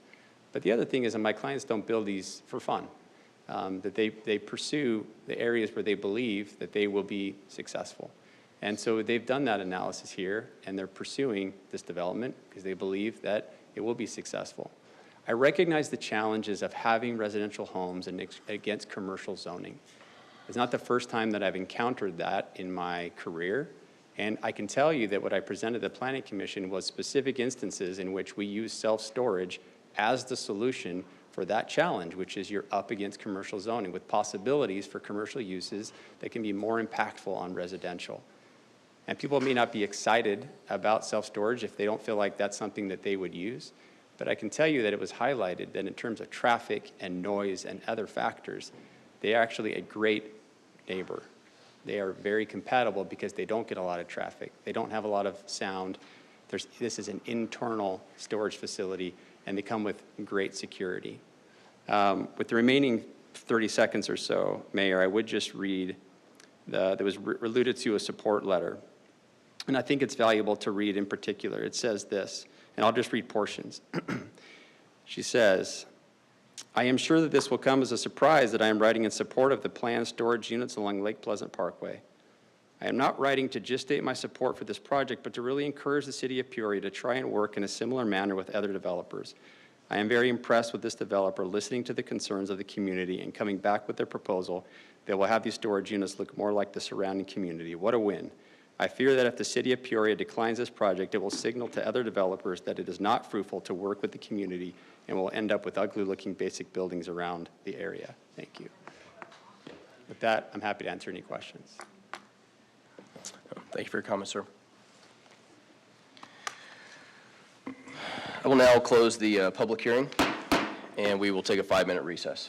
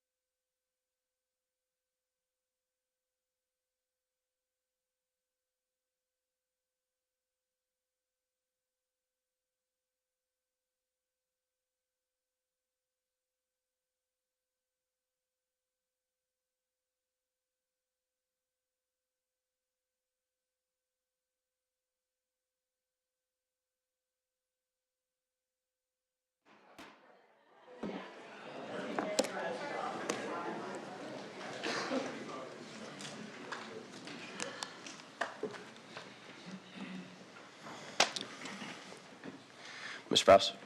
Mr. Mayor, council members, a lot of great conversation tonight specific to this.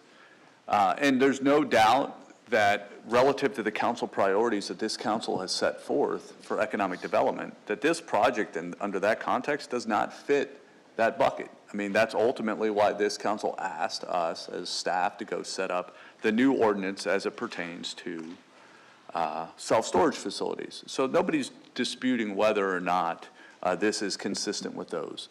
We've heard from the local residents. They've said, hey, this isn't what we're looking for. But it's important to note, and we touched on this at the beginning of the presentation, Chris touched on in various aspects. This council is not being asked tonight to make a land use decision, right? This is a pretty technical matter, right? Because ultimately this council is being asked on whether or not the commission overstepped their legal authority in granting that conditional use permit. You're ruling on the technicality of whether or not they operated within the constructs of code, and that's the question at hand. Remember, the land use decision that was made here was made in 2000. That land use decision was litigated. So tonight we're not here addressing a policy matter. I'm convinced after hearing all of this, if this council was asked to address the zoning question, you might answer differently. But you're not answering a question about zoning tonight. You are answering an appeal on a technical matter. Did the commission overstep their legal authority in granting this conditional use permit? Staff has walked you through what that process looks like. Staff has walked you through the criteria by which they apply. And again, this is a purely technical matter as it relates to the CUP. So you are not being asked on whether or not this is the best use for that land. You're not even, because again, the PAD, the Cibola Vistas PAD, which is from 2001, granted the property owner this legal right. It's the same legal right that the adjacent homeowners gave them the right to build their houses in Cibola Vista. So it's difficult when you say, hey, I want my legal right protected, but I want to deny somebody else theirs. Again, not a policy decision tonight. The matter at hand is to deal on whether or not the commission ruled above their legal authorities granted them in code. And that's what the appeal has to get to. And I know that might not be what people want to hear, but it is a technical nature. And the question at hand, as Chris has put up as your options, ultimately addresses the CUP decision, the Planning Commission's authority, and did they overstep that? Just a question for clarification. Why was Cibola Vista granted that exemption when you redid the planning and zoning or whatever it was that you redid? You said at the beginning of the presentation they were granted an exemption. Go ahead. Mr. Mayor, I don't know how. It's okay. Okay. When the council asked and staff moved forward with the self-storage code, we clearly noted there are several cases open at that time.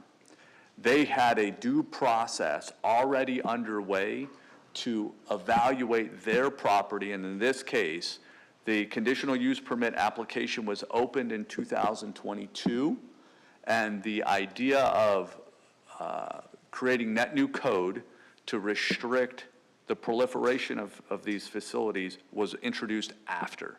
It would have been a denial of their due diligence and their legal rights had we said that they were not grandfathered in at that time. So ultimately, the decision was made because they were granted legal due process under the code at the time. They introduced the case, and we ultimately, staff evaluated that, and commission ruled on the legal authorities granted to them at the time at which the case was applied for.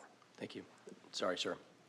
I apologize, but that was what the hearing was for earlier, so my apologies. But let me kind of go through a process. I'll make a comment last, and if you want to speak on it, Mr. Faust, you can. We changed this, and we went through this process of changing the storage unit zoning and the process for this 2 years ago for a reason. When we first changed the administration, the goal was to actually make sure that we were looking at this process and trying to push out or spread out, is a better way of saying it, other businesses such as this. And it took time to actually get that done. During that time period, there were 2 applicants that were actually already grandfathered into that process. Is that a correct statement? Okay. So hopefully that gives you an explanation for that in my terms and so in what your terms. I'm going to kind of go through a process here, though. The PAD was done in 2001. The applicant for Mr. Bowers, is that correct? Bowen, sorry, I apologize. Again, I need to wear my glasses more often. Mr. Bowen was literally in junior high during that period of time. A lot of people didn't even live in this area during that period of time, right? But this was zoned specifically for this. The legal applicant, the applicant for this, has the legal right, and I'm looking at the attorney to make sure I'm saying this the right way, has the legal right to put this product on this property.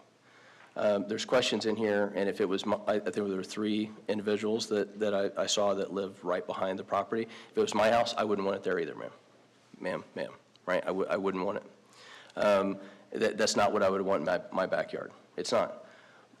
In this situation, legally, we do not have the ability to take this property from this individual. We don't. It's not our legal right to do that. We would be tied up in lawsuits to be able to go down this process.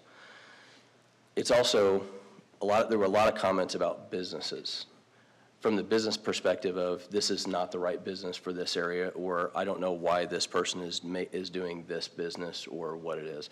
I would ask yourself, if you're in business or you work for somebody else, who is it for any of us as Americans to actually tell the other person that they shouldn't go do that? You can give them advice, but that doesn't necessarily mean that they need to go down that path, and they could have whatever business they want during that period of time, if it's legally zoned for that property, and that's what they're doing. There could be, unfortunately, there could be a lot worse case uses in this, and this is one of the conversations we were having. If the developer that wanted to put something like a coffee shop that was a drive-through coffee shop, like you gave an example. I said Dutch Brothers. Say again? I said Dutch Brothers. He said Dutch Brothers because he likes Dutch Brothers. But if that was there, the amount of traffic and noise and congestion goes through the roof. It is significant. People might like a Dutch Brothers there, but the problem is it actually adds a tremendous amount of traffic. It adds a tremendous amount of noise and lights and everything else like that goes along with that. It changes the entire complexity of that. Now, again, that doesn't mean that I think that I would want a storage unit in my backyard. So I sympathize for that aspect of it, but the problem is legally, we have to actually go down a path, I believe, to actually not get the city into a lawsuit with the developer to go down this path. It's why we've changed the zoning and changed the ability for storage facilities like this to be able to spread them out across the city in a different way. There were comments that were made, and I just want to do this.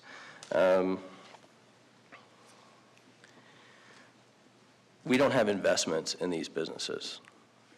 We don't have, there's nobody up here that has investments in these businesses to where somebody thinks that we're actually making money on these things. That's not any of us that are actually up here doing this. So we're not making money as a council to try to go down this path, and none of us want this property there. People keep bringing up apartments. That's a completely different issue, and none of us still have investments in that. None of us up here have that. So I would stick to the case of what the legal requirements are for us to do as a city, and that's really our left and rights in this process. And it sucks to be able to even put you guys in this situation, but legally, this is where we're at, unfortunately. So the vote is, for the motion, is to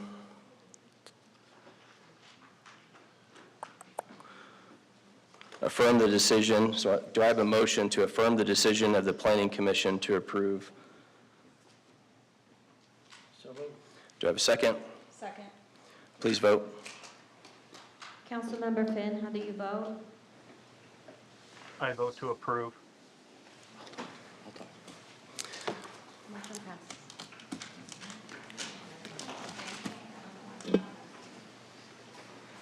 And it passes 5-1.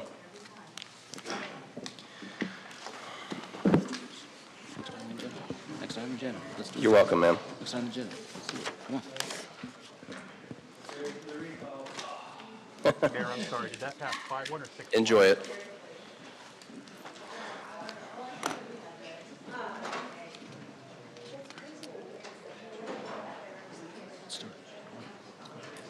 Let's go. I thought you were going to change it. Say again? Next item agenda. Mayor Beck? It was 6-1. I passed 6-1. I apologize, Councilmember Finn. Thank you, sir.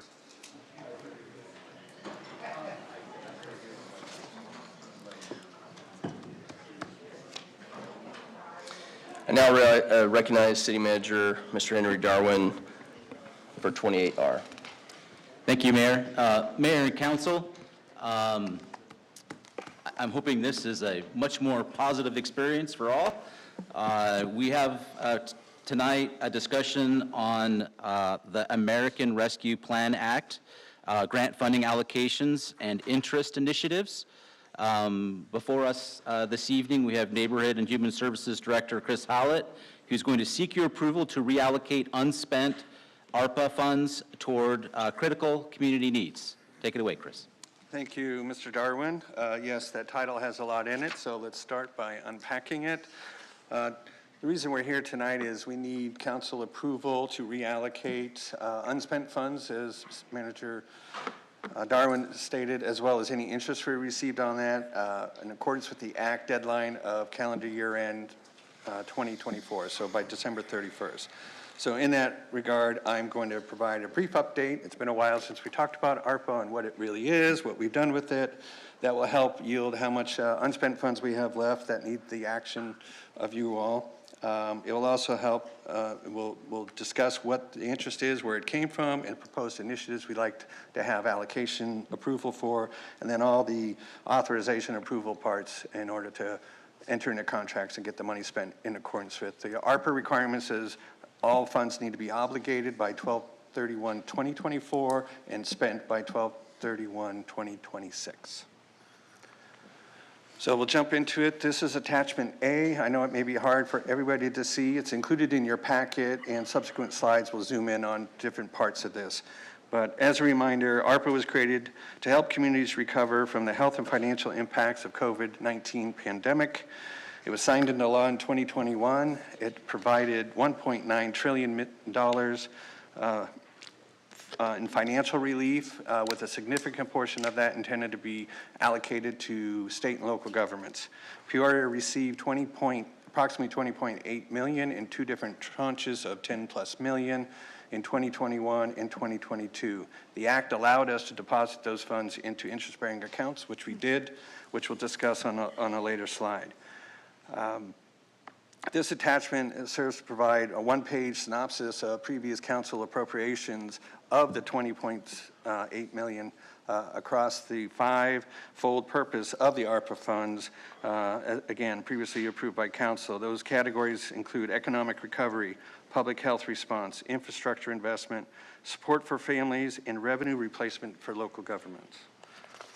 So zooming in on that top part, which is the health and social services, this highlights the projects that council provided allocations, the amount of expenditures to date, and the available to allocate. So the second to the right is $218,000 from this category available. We're recommending we fund a new nonprofit, Newtown Community Development Corporation. It's a nonprofit affordable housing developer we work with our federal funds, so this would help to leverage what we're already doing in Peoria with the kind of workforce development from a home ownership standpoint. So the $220,000, which we'll add to later. We're still short about $1,400, so the middle part, which highlights the remaining categories of healthy work environment projects, small business assistance, infrastructure, and public sector staffing. This shows the status of those projects, as well as that remainder of $1,400 to make up the $220,000 recommended for Newtown. The bottom half in the darker blue highlights the revenue recovery. The size of our city enabled us to elect up to $10 million of our grant allocation to go towards revenue recovery. So whereas the first two slides cover outward community service funding, helping residents and businesses through the pandemic and recovery efforts, this is serves to replace lost revenues the city went through due to the financial crisis of the pandemic. So this lists out the different projects approved and allocated, and again leaves $393,000 of expected unspent funds, recommended reallocation of $293,000 to be added to the 220 for a total of $513,751 for Newtown CDC. And then the last $100,000 we are recommending that we fund Community Legal Services, which is a nonprofit eviction prevention service provider, a newly leased provider in our Community Resource Center. So they've just been added as a resource there. Funding this effort would complement Foundation for Senior Living. On the first slide, they've received allocations of $1.8 million to date. They're also operate out of the Community Resource Center doing rent, mortgage, and utility assistance. So it'd be a good marriage with keeping people housed through financial distress. This attachment serves to recap, again, a one-page synopsis of the whole grant. It shows the $20.7 million allocation. We spent almost $17 million of it to date. We still have $4 million committed through contracts and obligations, and fully expect those to be spent by the end of calendar year 26, with a total of $613,751 being recommended to be split with Newtown CDC and Community Legal Services. Any questions on this attachment? Hearing none, we'll move forward. So the proposed ARPA interest initiative. So as I mentioned, when we receive the money up front, most federal grants you have to spend and get reimbursed for. ARPA gave us the money ahead of time and they allowed us to put it into an interest-bearing fund. So to date, we've received $447,000 of interest, and even though this interest can be used for any city initiative without federal regulation or deadlines, we were proposing to be in alignment with the original intent of the ARPA funds and seek to support local businesses infrastructure, strengthen workforce housing development, expand access to childcare, and to promote community engagement and inclusivity. I'll go through each of these initiatives separately. So the first initiative is the supportive grant program for Grand Avenue commercial revitalization. This has $323,000 set aside to assist commercial properties along Grand Avenue in conjunction with historic downtown redevelopment. So the intent would be to spend plus or minus $10,000 per commercial property to enhance the conditions of the business, improving its property maintenance up to standards. It would improve the aesthetics, again, in conjunction with neighboring redevelopment, and we would require matching from the property owner so they have an invested interest in that redevelopment as well. We zoom in a little closer just to bring a little more detail to it. It seeks, the initial focus area of this is to serve the commercial properties along the south side of Grand Avenue between Cotton Lane, the bottom right bar, and 88th Drive, the upper left bar. Staff has gone out and assessed the area and identified 29 different commercial property owners there, 23 of which have at least one or more property maintenance issues. The most notable are sign dilapidation, facade, paint, roof, and general blight with weeds and parking lot improvements. So we do believe these funds are sorely needed. This area has been distressed for decades. We've seen some revitalization stop and start due to the pandemic, and we really feel that this can work hand in hand with the redevelopment efforts here. Our partners in economic development who we're working with on this also have an additional $100,000 of their facade improvement program to contribute to this. So if we have any remaining funds after we address these 29 properties, we'd like to expand the focus area up and down Grand to the city's limits, as well as in the surrounding historic downtown development area to assist those commercial properties to the fullest extent. Now again, the interest, these are allocations we need approval for. We've done the allocations based on interest received to date, but we're also asking these be allowable interest going forward, so any future interest could be added, most notably probably to this pot of all of the initiatives, so we can continue furthering the development of the downtown. Any questions on that initiative? Okay, so the next initiative is pretty quick and easy. Senate Bill 1162, is required that all city municipalities have an updated housing study. This would serve, we just did one 2+ years ago. We would like to invest a small amount just to bring it up to current status and data sets, identifying the gaps and needs of our housing community. And what we need to have that in place by January of 2025. We are on target for that to happen. And once we have that completed, we would like to come back to council, as it is a great tool to be used for policy guidelines and direction and resource allocation. Any questions on that one? The next initiative is to pilot the reopening of before and after school sites with an emphasis on workforce development training for staffing needed to do that.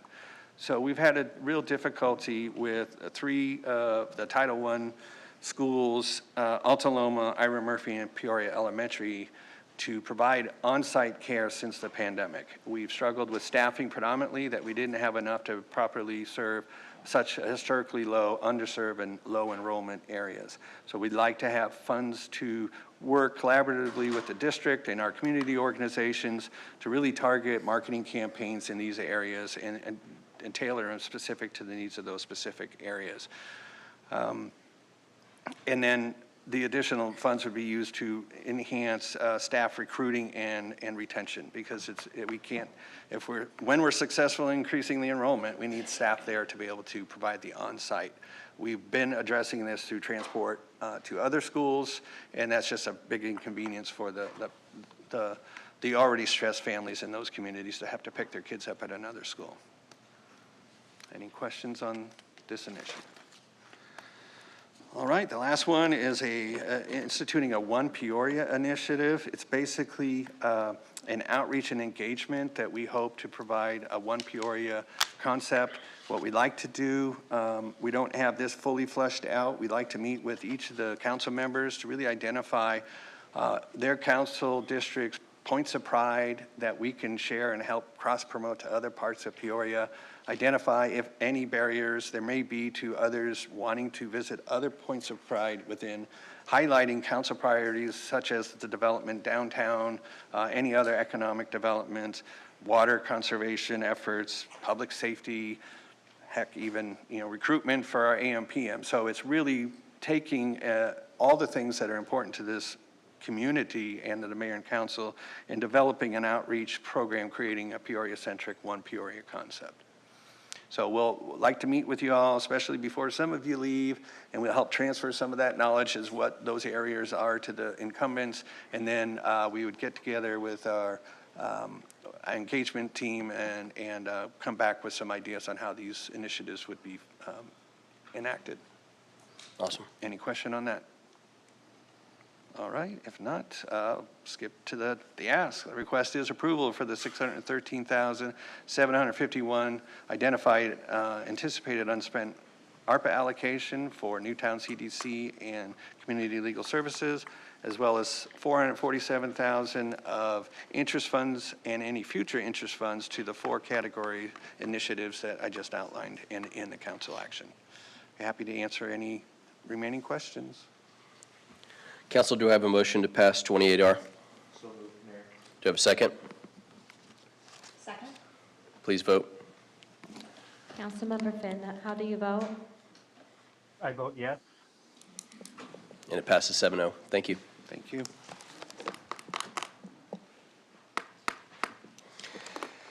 Next on the agenda is call to the public. As a reminder, each speaker shall refrain from personal attacks, foul, or abusive language, and will maintain a civil and courteous manner and tone.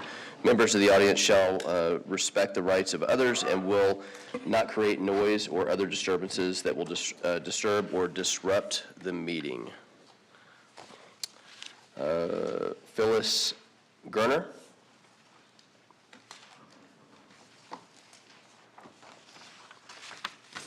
Thank you, Mayor and council members. Believe it or not, I'm not here to complain or pose anything. I'm a resident of Ventana Lakes. Don't hold that against me, please.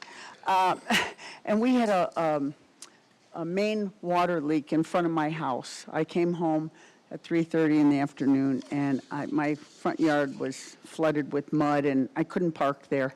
Anyway, I had to park down the street, and my neighbor had called the city, and within 10 minutes, the workers were there, and they just got off their shift, and they worked till midnight. And I want to thank those guys, all the technicians, and also Council Member John Edwards, on his own accord. He did not pay me to say this.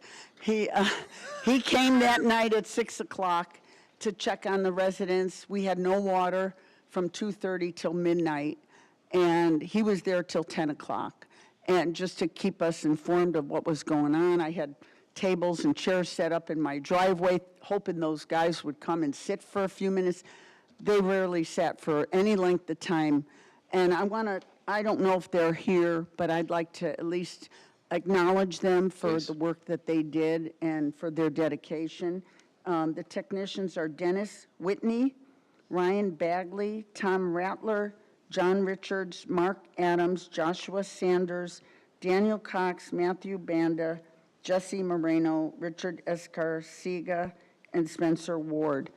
But they deserve, I just really appreciate, and I'm so glad I'm in this district because Councilman Edwards is always supportive and concerned about what we do in our community. He's always there for support. So I want to thank you guys.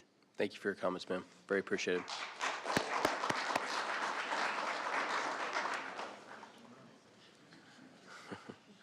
Yeah, you don't get to clap. I'm just kidding. I clap for the workers. I think he owes you breakfast. Cecilia, man, I am really bad. I apologize. How do you pronounce your last name, ma'am? Tagler. Okay. I didn't want to butcher it. I apologize. That's all right. All right. Good evening, Mayor Beck, Councilmember Schaefer, and other members of the council. My name is Cicely Tegler, and I'm here tonight as a deeply concerned resident of Peoria. I speak on behalf of my neighbors, my community, and most importantly, our children, and urge you to take immediate action to address the intersection at North Estancia Boulevard and West Lone Mountain Parkway. This intersection's dangers are so severe that even the media has taken notice. ABC 15 News recently featured this story highlighting how hazardous this location is and the urgent need for change. We appreciated Councilmember Schaefer and city employees who visited the intersection at that time. This is an excellent example of how communities can work together with the council to enact change in their neighborhood. The statistics are clear and chilling. In Arizona, failure to yield caused over 21,700 accidents in 2022, leading to 132 deaths. Four-way intersections are some of the most dangerous, and with 16 lanes at this one, the odds of a tragedy increase exponentially. Our community is aware that a traffic signal is slated for the intersection for fiscal year 2028. However, this 16-lane four-way stop intersection is more than just a busy crossroad.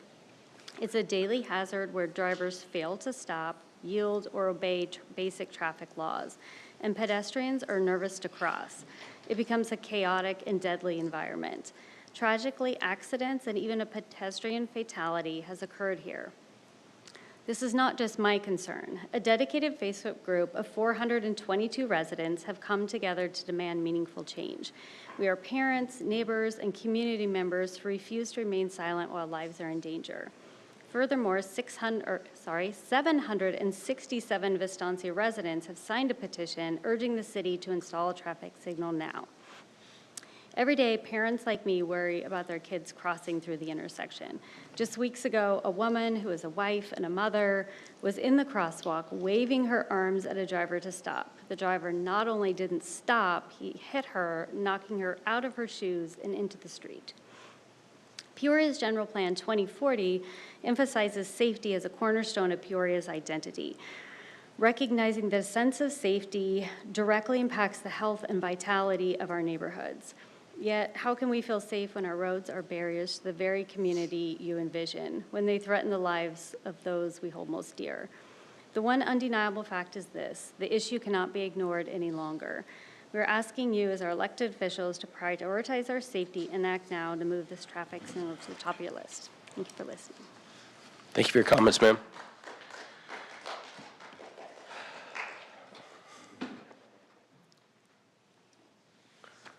I know I'm not supposed to make a comment, but I have to, so I'm going to. Okay, I'll wait till the end. So, yeah. You're like, don't break the rules. Don't break the rule. I'm like, yeah. Mr. Dave Fuller. Dave Fuller? Oh, okay.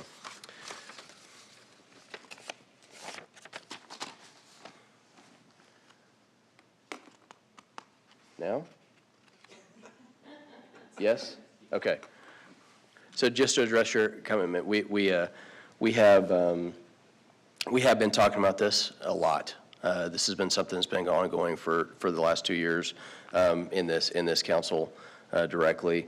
It is not in the CIP until way later on, I think, and we are moving everything forward. However, we are putting together an intersection improvement plan. Signal is not going to be immediate short term. We're ordering equipment, pushing that forward, but I think everybody up here sees and identifies what's going on, and we're trying to move that forward. So, yeah, thank you for your comments, though. See why I wanted to answer? Didn't want to just let that lay. I now recognize City Manager, Mr. Henry Darwin. Thank you, Mayor, Mayor and Council. Just a few things to note tonight. The first thing is something that you may or may not be aware of, and that is that I have been participating in the negotiations of new MOUs, Memorandum of Understanding, with 3 of our labor groups.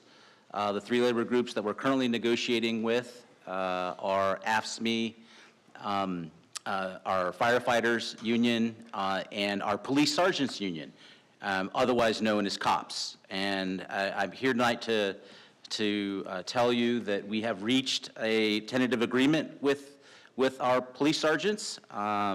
It was an outstanding process. All of these negotiations have been incredibly eye-opening for me, and hearing directly from the representatives of our labor groups who in totality represent half of our employees in Peoria. I'm learning a lot through the process. I'm learning a lot of what their concerns are about their employment with Peoria. It's been a great experience. But tonight I wanted just to announce that we have reached our first tentative agreement with one of the labor groups, and that is our police sergeants. Of course, the final agreement will be presented to council hopefully next month.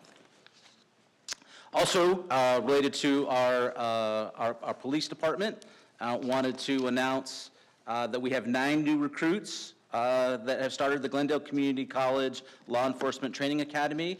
They started the week of October 21st. Their graduation is scheduled for April 2025. And I want to give a big thank you to our Peoria instructors who are assisting with this academy class. Also want to point out that Officer Sean Egger was honored with an award from the Sun City Elks Lodge at their annual Fire, Law, and Order event. He was honored for his outstanding service for the past 16 years. Officer Egger is a member of the Peoria Police Department's Technical Services team. He's a field training officer, a general instructor, a stop stick instructor, and a working out of class sergeant. Congratulations, Officer Egger. Also want to note something that we discussed at our last council meeting. That is the approval that you gave to us to negotiate and purchase an 81,000 square foot facility during our last October 15th meeting. Our staff were able to complete negotiations and close on the property successful and within the budget that you approved for us. This property will support multiple police department initiatives and is projected to avoid nearly $18 million in previously approved projects by the council, and we'll be able to consolidate them into a single location. I want to thank staff in completing this outstanding effort and helping us pursue some police initiatives. Also want to recognize Susana Trezante, Peoria Economic Development Project Manager, who's been chosen to serve with the Project North America, a committee of the Executive Canada Arizona Business Council. This position will give Peoria an expanded platform for promoting the city's offerings to businesses across North America. We had a couple of ribbon cuttings this last month. Vice Mayor Edwards joined State Farm Agency owner Brad Seok for a ribbon cutting celebration of his new branch at Lake Pleasant Parkway. And we also welcome the incredibly popular Detroit-style Jets Pizza for their new location on 75th Avenue in Thunderbird. I saw one of their delivery vehicles in my neighborhood just yesterday with the top on that said Jets Pizza. I'll be ordering from them soon myself. Also want to let the community know and council know that the remaining approximately 270 acres of El Lora Vita South was auctioned by state land to a successful bidder on 10/17/2024. Pulte Homes purchased the land with the intent of completing the planned community district that was established in 2008. This phase includes a new trailhead and a large dedication of open space. We had a neighborhood pride event that was held on the West Sherrill Drive and the West Brown Street and West Cinnamore Avenue between 73rd and 71st Avenues on October 26th. The Neighborhood Pride Program is designed to help established neighborhoods maintain their appearance and value. In this event, we had 23 homes that opted to participate in the project. We had close to 500 volunteers from faith-based organizations, businesses, and schools. We had staff and volunteers contribute over $100,000 in materials and time, and these projects included painting, staining, fence and gate repair, concrete laying, and gravel replacement. Any interested neighborhoods can apply for the program for the upcoming year on the city's website under the Neighborhood and Human Services /community engagement. I think we may have a video. We do.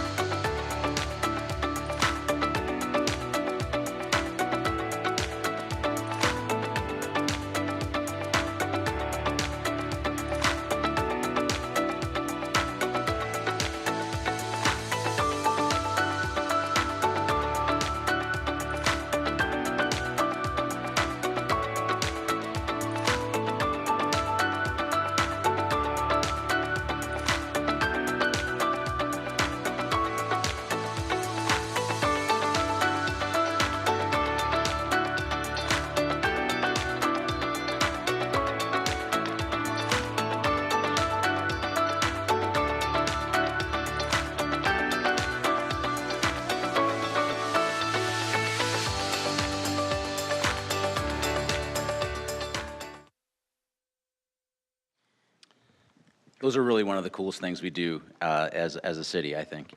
We have announced our 2025 City Council meeting calendar. It's displayed here, so please note all the important dates on the screen. I'm just kidding. You can find it on our website. It'll be posted there after the meeting this evening. We have one last video.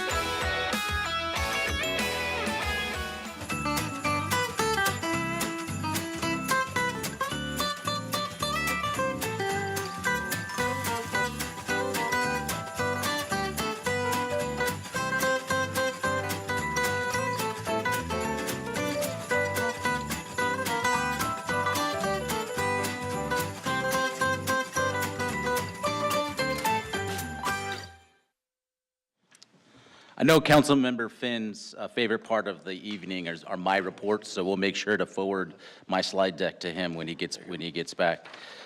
Mayor, that's all I have for this evening. All right. Report from Youth Liaison. Sarah? Thank you, Mayor and Council. Last week, 8 of our youth from the board, including myself and Manya, attended the National League of Cities Summit Conference in Tampa Bay, Florida. Our board attended youth sessions in which we connected with other youth and discussed important issues that cities all around the country are facing, including disaster relief, especially with the recent hurricane in Tampa. We also networked and made lasting connections with youth from other cities. Overall, it was an amazing opportunity for our board, and that's all I have. Thank you. Manya? Thank you, Mayor and Council. So on October 28th, the Youth Advisory Board members volunteered at the Peoria Sports Complex Monster Bash, where we collected a total of 2,500 votes for the AM/PM bucket decorating contest. And we also did a badge presentation to Cub Scouts with Vice Mayor Edwards and City Clerk Goodwine. And the panel got to talk to the Scouts a lot about civic engagement. Oh my God, I don't know what's wrong with me. Civic engagement, and they asked questions about what City Council does, and I also got the opportunity to talk to them about what Sarah and I do as Youth Council liaisons, since I was also on the panel. And lastly, some of the Youth Advisory Board members also got to volunteer at Neighborhood Pride. I went there, and I had so much fun. I love volunteering there. We also had the Teen Leadership Academy there with us, so that was really great. Thank you. That's awesome. And Mayor's report. So since we're on a holiday theme, I don't have a picture of picture of this on screen, but we also have the Day of Giving, which is December 15th. We are going to do it at the Peoria Sports Complex this year. Maybe we can post this, Jared. We can post that, the flyer. We don't have it over here, so we don't have it, but let's just post it afterwards. The Day of Giving last year, we had 1,940 kids come and get toys. So from children all over the city and surrounding cities were able to come in. Last year we had it in downtown Peoria. This year we will have it at the sports complex. We've kind of outgrown the space. Frankly, we had, I think we went around twice, 2 or 3 times. A lot of council members were there. We had youth liaison actually volunteered as well. It's one of the best days, honestly, of the year. If you can bring a toy, fantastic, because what it's going to do is it's going to go to a family in need, and what allows us to do is be able to have those kids walk through and actually pick the toy that they would like, or their family to help them pick a toy, and then them able to wrap it and then put that underneath their tree. So it's a very big deal. And as a kid that grew up without a lot, it's very meaningful to be able to give more to a lot of these kids. So it's probably the best thing you could do is actually give to one of these children. So it's pretty amazing. Lastly, I'm going to talk about this meeting that we had today. One of the hard things to do is change, and change is very difficult. We have a process that we have to go through, and we've tried to focus on that over the last 2 years, coming up on 2 years, to try to make significant changes in the city when it comes to driving economic development first. Today's vote is not something that actually changes our direction. It's something that legally we have to actually prescribe to and actually follow the accordance to the law.